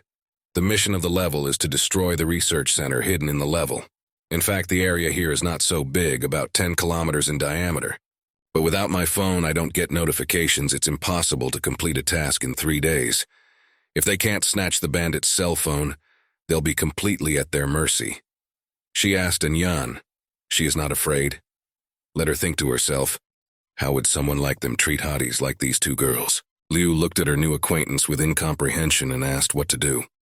Does she have any suggestions? The girl leaned closer to her friend and whispered that she had a couple options on how to handle this situation. They were already well behind the main group, so no one would be able to hear them now. There was an atmosphere of mystery all around. Into the nearby river with a loud squelch fell an unknown green creature resembling a large pugilist. They came to some swamp and it was eerie, with a heavy, whitish fog flowing everywhere. Only the light of the torches flickered somewhere in the distance, indicating that there was someone alive here. Suddenly there was a heavy male voice that ordered everyone to stop. The mafioso who was walking ahead of him stopped like a stumbling block, and the whole group stopped with him. The man said that the swamp in front of them ahead was the place to accomplish the mission. The light from the torchlight revealed a bloody scrap of clothing from the darkness, as some sort of massacre must have taken place here. It was unknown who the deceased was, but one thing was certain, the place was definitely not safe. People stopped and began to stare intently at the eerie finder.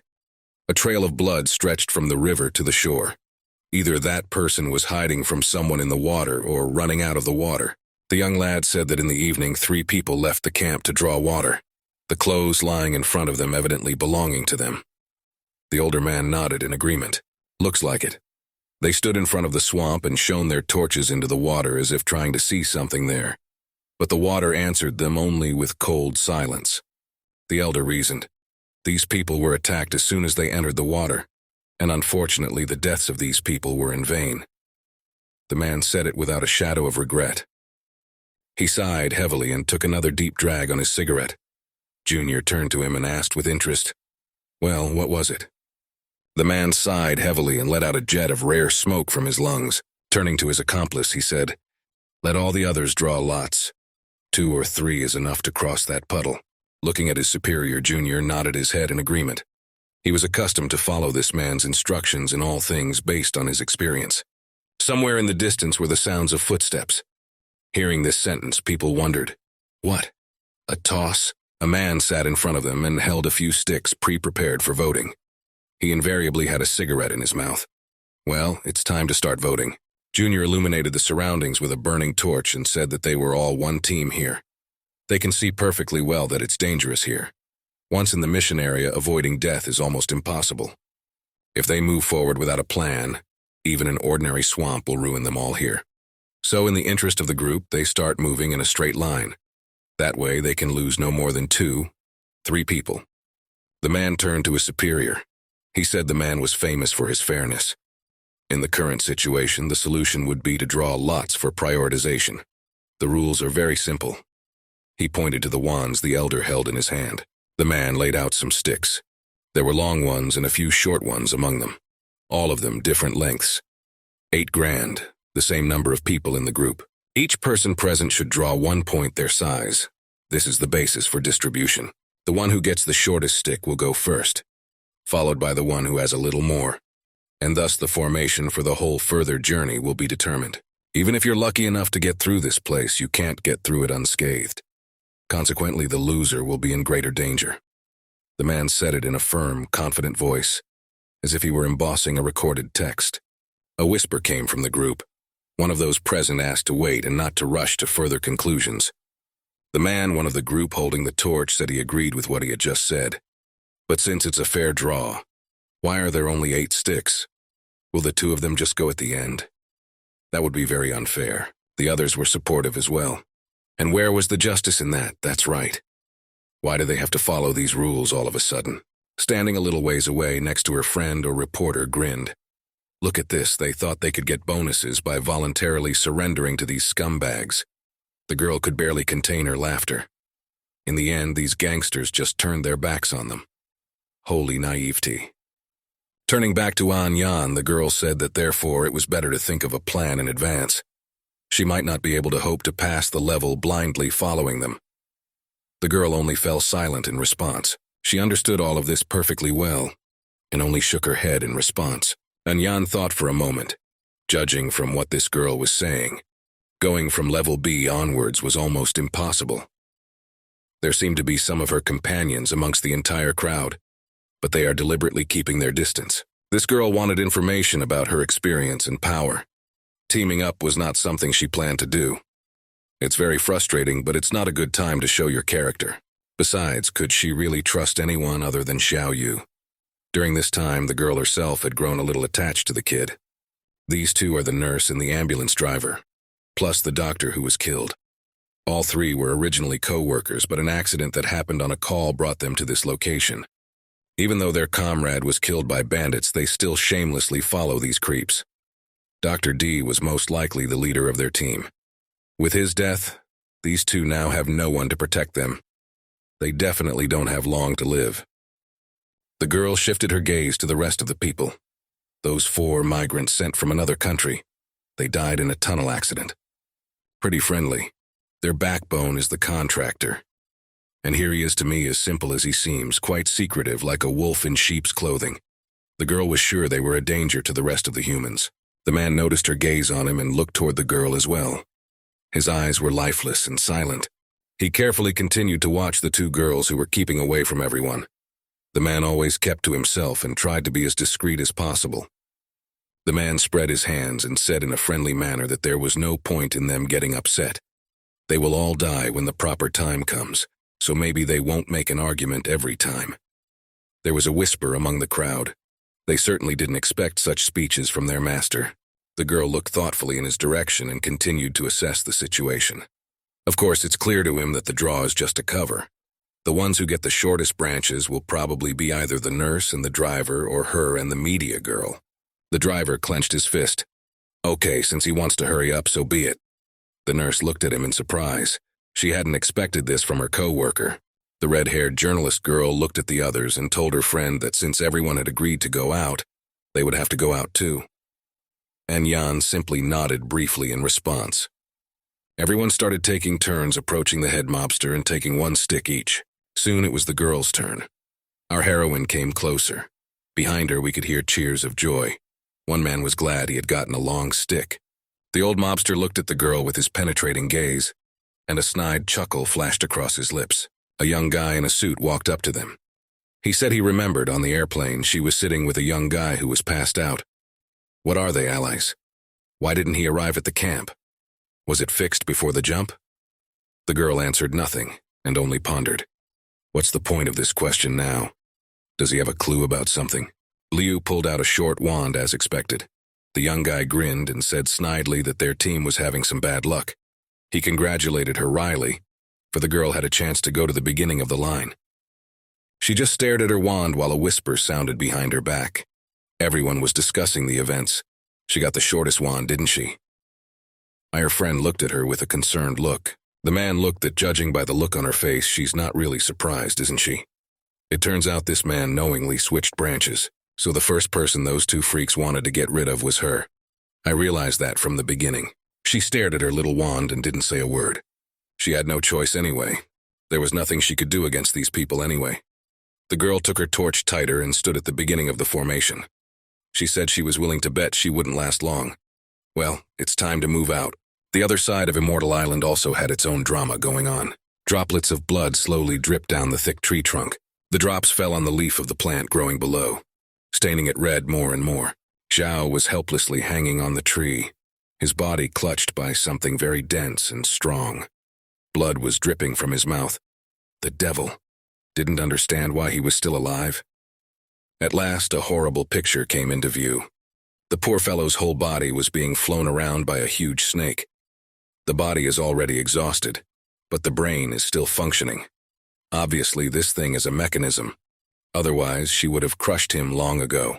Move and squeeze the poor guy harder and harder. There was a crunch of bones, a spurt of blood. The boy groaned in pain, but the grip was so strong that he couldn't move any part of his body. Even breathing was difficult for him. The very vines that were inside his body began to show through his skin. They were tearing through his flesh, breaking free. Strangely, he suddenly felt that his left arm could move. This was his saving chance. The kid was too careless. Since a knife wouldn't hurt this thing, I had to try something else. Even Galka found herself in his hands, and he began to brush me with her in an attempt to start a fire. Soon it did catch fire. He still managed to set fire to one of the lianas growing nearby. The fire began to spread. The huge snake watched with interest at what was happening. Luckily, his deftly worked. The reptile's grip loosened, releasing the guy into the wild. He struggled to breathe, but no sooner had he come to his senses than he began to fall downward at a great speed. The snake let go of him and hissed and crawled up the tree. The vines were bursting into flames at a tremendous rate, and soon the entire tree would be engulfed in flames. After flying a few meters, Xiao Yu crashed to the ground. He was breathing hard.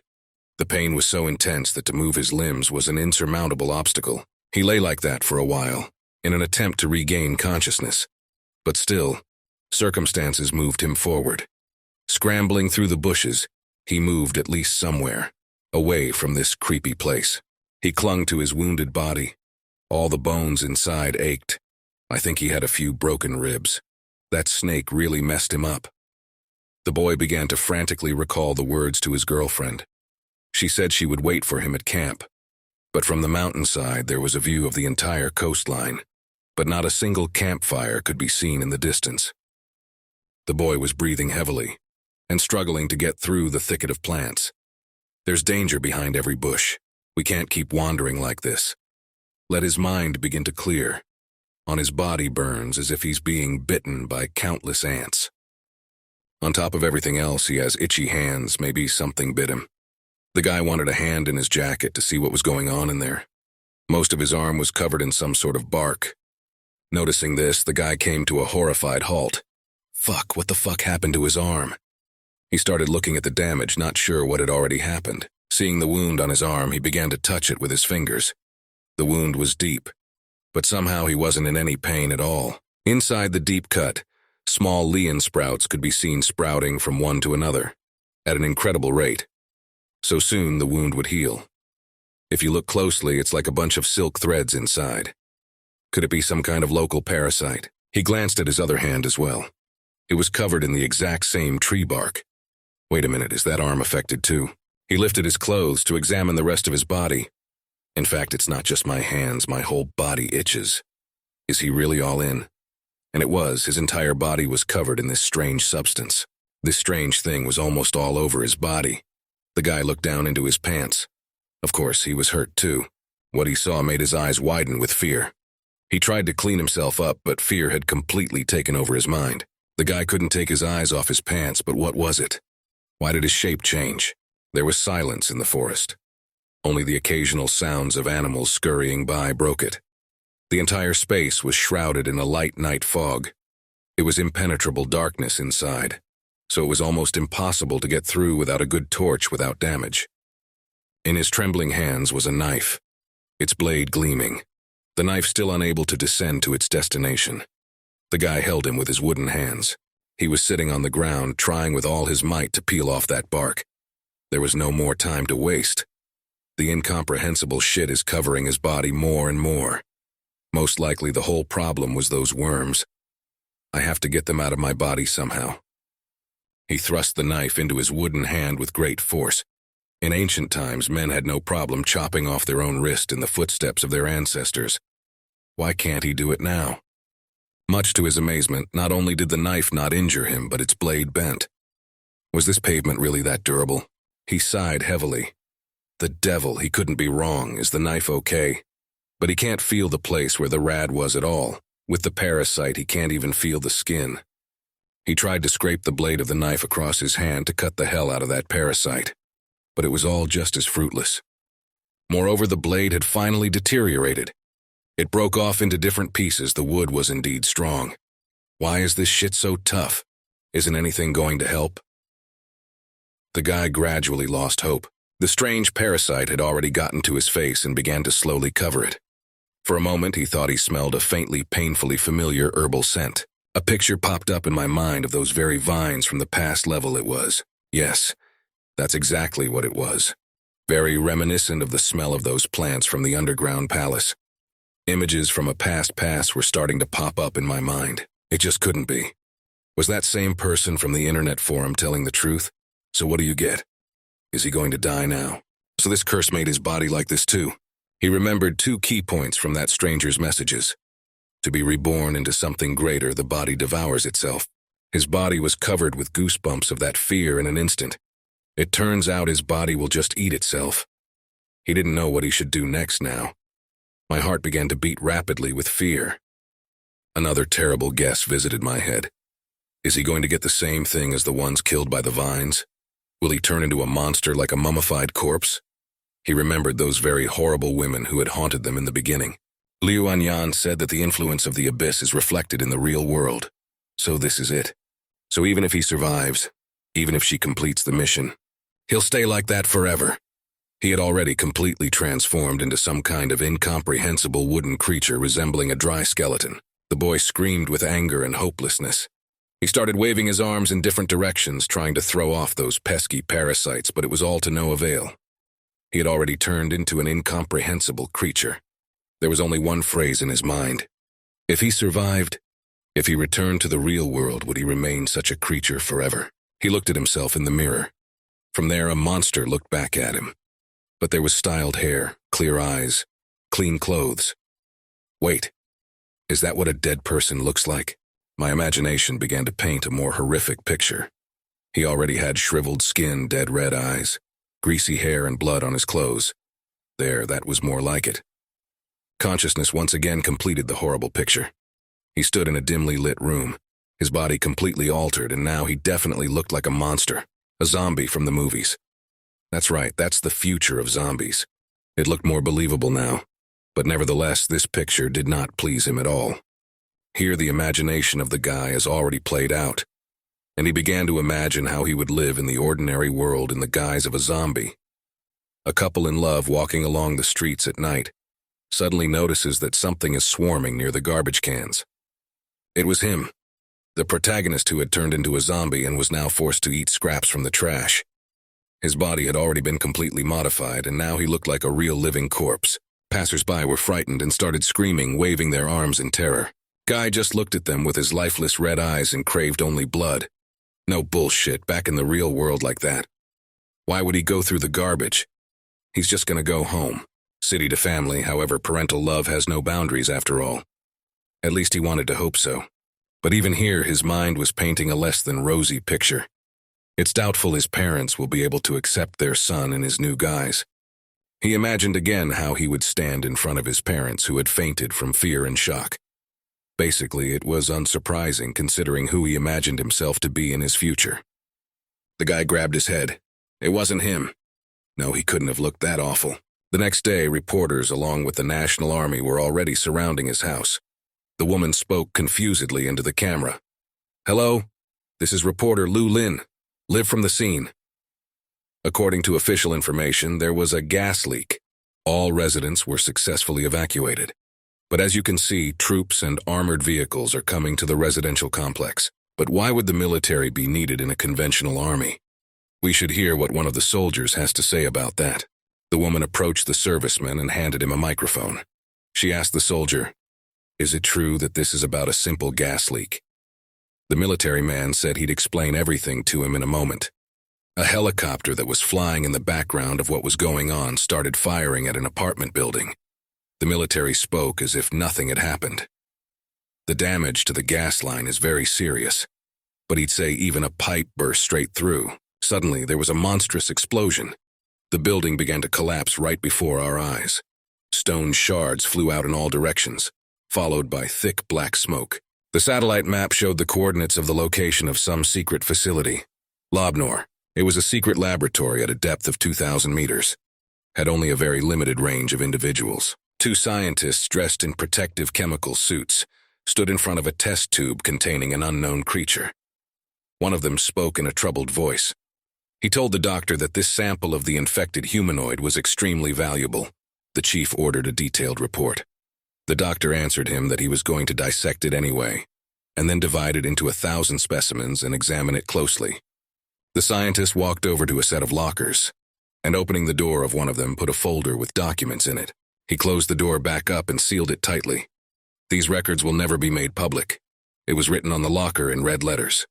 Classified, no expiration date. Is this really how he's going to end up? The guy finally came to his senses and stopped making up all sorts of nonsense. Calm down, you can't give in to fear. Maybe it's not so bad. He tried to convince himself that the situation was fixable. Suddenly, something sticky like someone's saliva fell on his shoulder. The boy turned his head to the right in surprise. There was a dinosaur standing over him. He stared intently at his victim with eyes red with anger. The guy sat silently for a few seconds, just staring at the monster, these stares continuing for a few more seconds. Finally, he came out of his stupor, and with all his legs, he rushed to run away in the opposite direction. His body was gripped by terror, and it moved literally on automatism. The dinosaur roared loudly and rushed after its fleeing prey. He snapped his toothy maw in an attempt to catch the kid, who was only a few meters away from him. Xiao ran without seeing the road. Right now, he was in a complete fucking asshole. The dead silence of the forest was broken by the crack of breaking branches. There was a chase down there. The guy was running away, and with all his legs, the dinosaur didn't lag behind him for a second. He wasn't going to leave his prey so easily. Losing his head from fear, the guy ran out into a small clearing. The forest had ended, and now he was running through open ground. Suddenly, he didn't notice in the thick grass the big stone that was sticking out of the ground. Seconds more, and the guy hooked his foot on it, and now, having lost his balance, he was flying straight to the hard ground. Fuck, it was all he could shout. Soon he finally lost his balance and rolled into the thick grass. Clasping his eyes, he thought that now he was definitely a dead man. The guy's already prepared to accept his death. Opening his eyes, he was surprised to find he was still alive, just lying in the thick grass. He pulled himself up a little and looked at the dinosaur that was stalking him. Strangely, he didn't even think of approaching the kid. Just looked at him with his red eyes and stood a little distance away.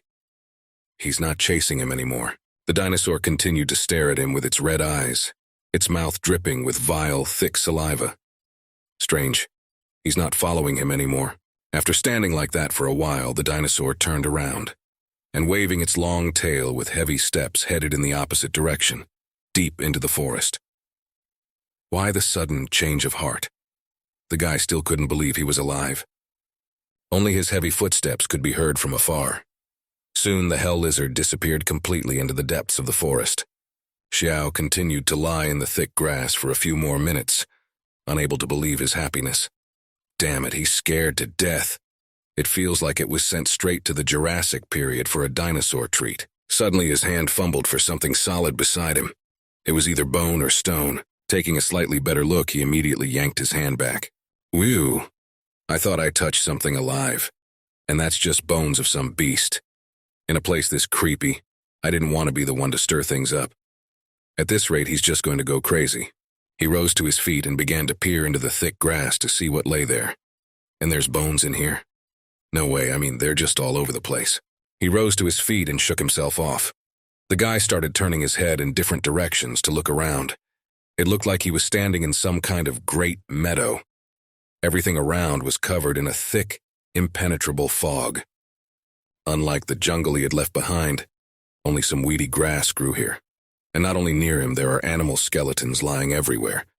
He kept turning his head, trying to get his bearings and figure out where he was after all. This place might look safe at first glance, but once he was here, the Tyrannosaurus turned around abruptly and walked in the opposite direction. There must be some good reason. There was an impenetrable darkness all around.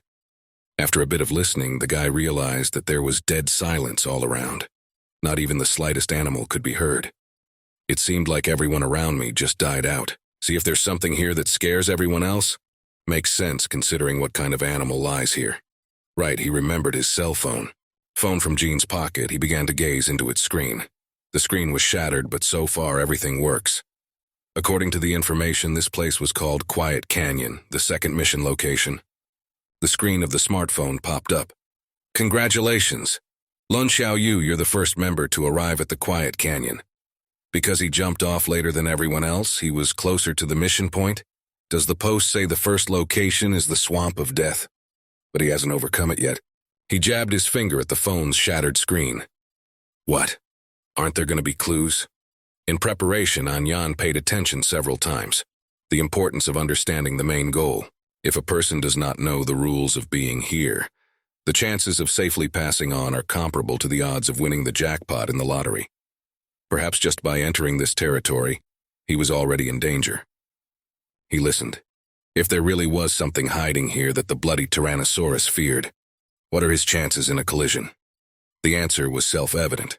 The boy crouched deeper into the thick grass and began to look around fearfully. Quiet Canyon. What the hell is he hiding here? Is the monster what's stronger than Tyrannosaurus? No, such an option can be ruled out. Such a monster in the valley would be as good as in the palm of his hand. In the meantime, there was no one here but him alone. Could the plant be poisonous? Or are there some toxic geysers on par? The options were many, although one would logically think that if those weeds were going to be dangerous, the guy was just already dead. And harmful vapors could not have reached dangerous levels of concentration in such a landscape. Then what the hell is going on here? The guy turned his head back. He looked at the skeleton of the slain animal as if it could give him some sort of intelligible answer. Why did this place become an animal graveyard? Wait a minute, Kostya, are you okay? In that case, it wasn't another animal that killed them. Dreadful conjectures like worms began to crawl into his inflamed mind. Meanwhile, a group of fallen men were advancing into the mire of death. Theirs looked like little dots of light from afar. Liu walked ahead, wading through the swamp deeper and deeper. The water was already up to her waist. She realized that she was now in the most danger as she was walking down a completely unfamiliar road. Behind her, the rest of the group walked at some distance. Everyone was silent. The girl turned around and looked at her companions. She thought, as expected, unwanted by these two would draw a one-way ticket, and those two thugs set the whole thing up. The man in the back looked questioningly at the girl. If she dies, these two will replace her with the next person they shove a short twig to. The young bandit ordered her in a gruff voice to move forward faster, and not to waste their time. If she keeps this up, he will personally get rid of her and put someone else in her place. The man pointed to other people. The other guy who was following him hiccuped and told the girl to go faster. She didn't say anything but only clicked her teeth, thinking that surely these people must be seeing already a corpse in front of her. A ridiculously simple strategy of drawing lots for luck. The lucky ones who pulled out the short sticks are sent to their deaths. Such is human nature. She wasn't going to do anything about it, but at this time anger was eating her up from the inside out. But since those two assholes are planning to get rid of them, there is a first one to do it. Now they had already entered the danger zone of the mission.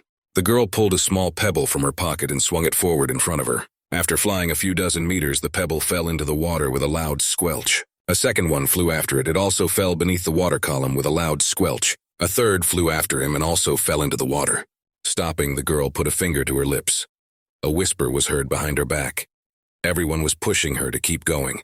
She told the others to take your time. She would check the path before moving. The water was still as placid as ever. My lungs went from a rock falling there recently. Everything seemed to be calm. She looked back once more. Where the rock just fell, there didn't seem to be anybody there. It was all relatively safe. But from the right, some strange sounds were heard. The water began to bubble. She guessed that, however faintly, there was definitely someone lurking there.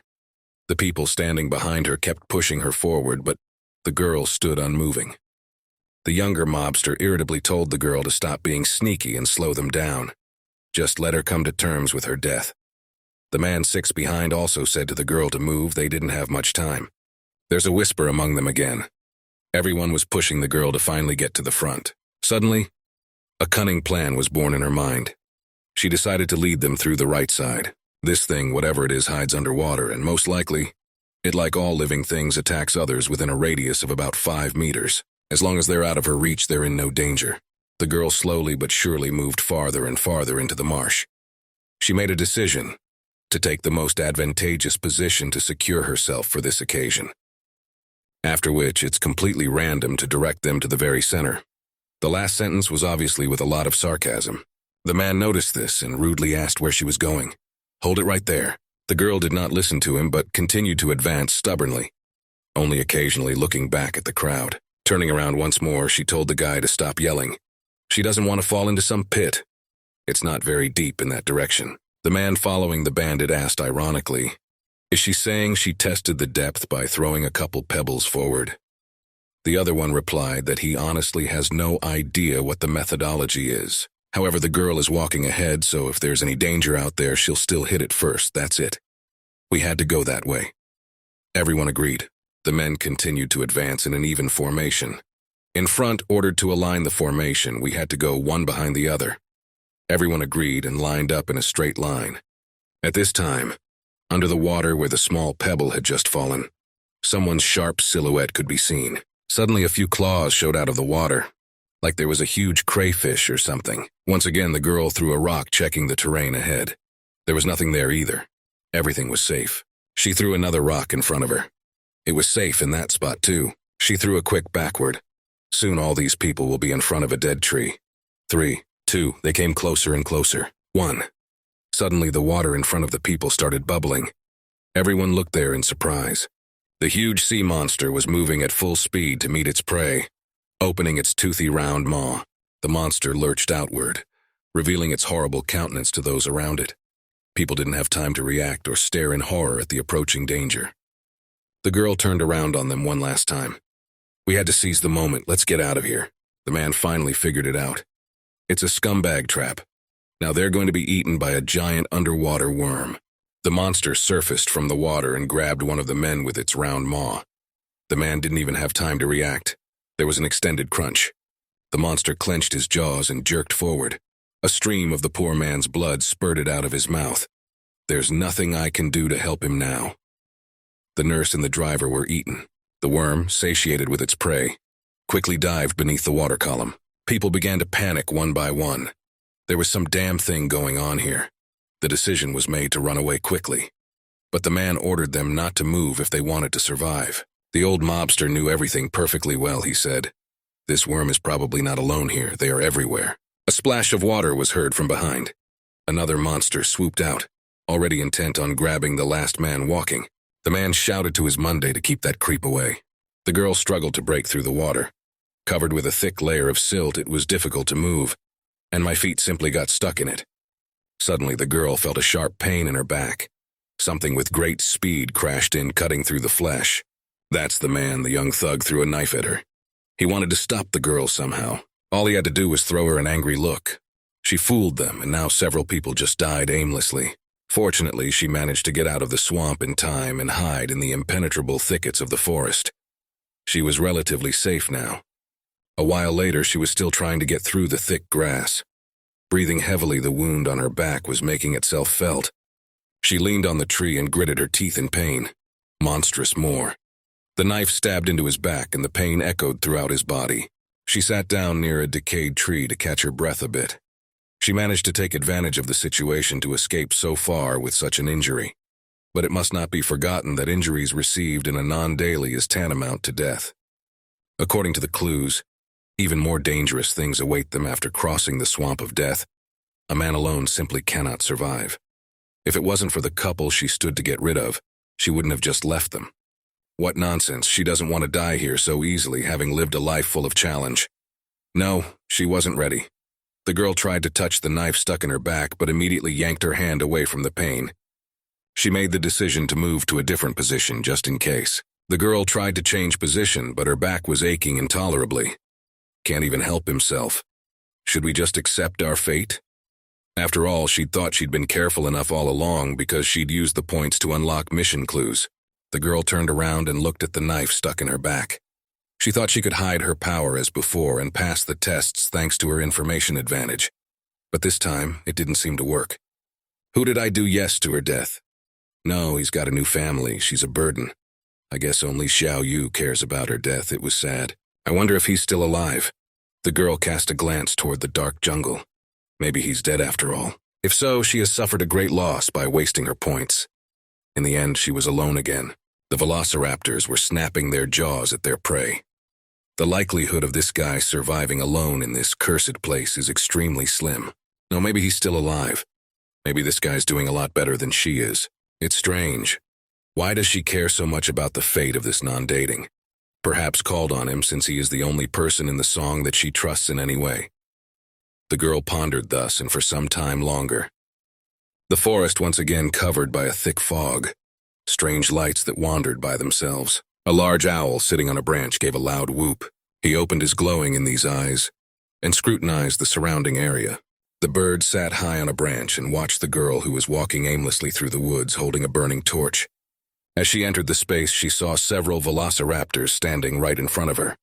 Through gritted teeth, she snarled for those things to go away. The girl began waving her torch around to ward off those pesky monsters. The lizards looked at the bloody girl as if she were food. They blinked their glowing eyes and ran around her. In an attempt to finally ward off the pesky monsters, she threw the torch into the grass and it instantly caught fire. The girl began to set fire to the thicket beside her to at least ward them off somehow. The grass began to burn with a crackling sound, filling all available space, and it was getting warm and even hot all around. The two velociraptors began to talk amongst themselves and soon left her. The girl smiled, holding onto her injured shoulder. Well, now it's up to these freaks to get out of here. The forest was frightening in its obscurity. Despite everything, the girl made the decision to hold on until the very end. You couldn't just give up. With her last strength, she climbed upward over the uneven ground. Her legs could barely hold her up. She leaned on the nearest tree trunk for at least some respite. Her strength was almost gone. We couldn't give up. We must be sure to get to the top of the mountain before dawn. Maybe once she gets there, she can find some trace of the kid, if he's still alive. A huge scolopendra crawled along the tree next to the girl. She was already a few centimeters away from the girl's haggard face. The vile creature hissed and wiggled its tendrils. The girl waved her torch at it, and the ugly creature immediately caught fire, its shell crackling. The next day, the weather took a turn for the worse. The sky was still covered with heavy gray clouds, with lightning peeking through them here and there. Liu stood on the edge of some kind of precipice and looked down intently. She still held the torch in her hands. It had miraculously not gone out before now. Her legs were already barely holding the girl up, and she finally made it to the top. If the guy was still alive, he was bound to make a fire. On this island, there is simply no other way to ward off wild animals. The girl searched hopefully among the thickets for any hint that something was burning there. Why can't she see the smoke? You should be able to see it from the top nearby. Maybe he really is dead. A terrible conjecture pierced the girl's head. Suddenly, a familiar female voice was heard from somewhere off to the side. It was that reporter. The girl waded through the thicket and called Liu Anyan by name. Her face was already tired after all. Surprisingly, her makeup hadn't washed off. The girl couldn't believe she had finally met her. Great, she's finally caught up to her. Our heroine herself did not believe that she would ever meet her again. What's she doing here? The girl's voice commanded her to endure. And a second more, and the knife blade showed fully. The girl tossed the knife aside. She began to slowly and carefully wipe the girl's wound with a cloth. She told her not to move. She would help her treat the wound. Luckily, the lungs were uninjured, or the girl would have been in great danger. Liu finally asked her how she got out. How did she find her? And in the end, what about the rest of us? The girl smirked and replied that she'd found her by the blood trail. As for the rest of them, even she has no idea. Several people were killed in the first attack. She didn't want those two assholes using her, so she ran away. The girl put a wet rag on her friend's back, and that one gritted her teeth a little in pain. Good thing she found her. She doesn't know how she would have fared alone. The girl suggested that together they finally find her companion. And Yan quickly agreed. All the while, the girl pondered, John Yu, does she really work in advertising as well? No, she's probably doing something else. Can't a girl who walked uphill in heels without shortness of breath be a regular person? Suddenly, the girl felt something strange on her back. This girl's hand. It was similar to Xiao Yu's hand, with small calluses on the joints. This is typical of people involved in martial arts. It turns out she's been trying to get close to her from the beginning. How does it become him? Does she know that she understands the abyss better than anyone else, and therefore wants to use her? The girl began to overload herself with unnecessary thoughts again. But still, something inside her told her that this girl was definitely not someone she could trust. She's met tons of people who would betray and kill their comrades for the chance to live an extra hour of time. A column of smoke was visible from afar. There was a swarm of big mosquitoes swirling around. The guy swore hard in the mat.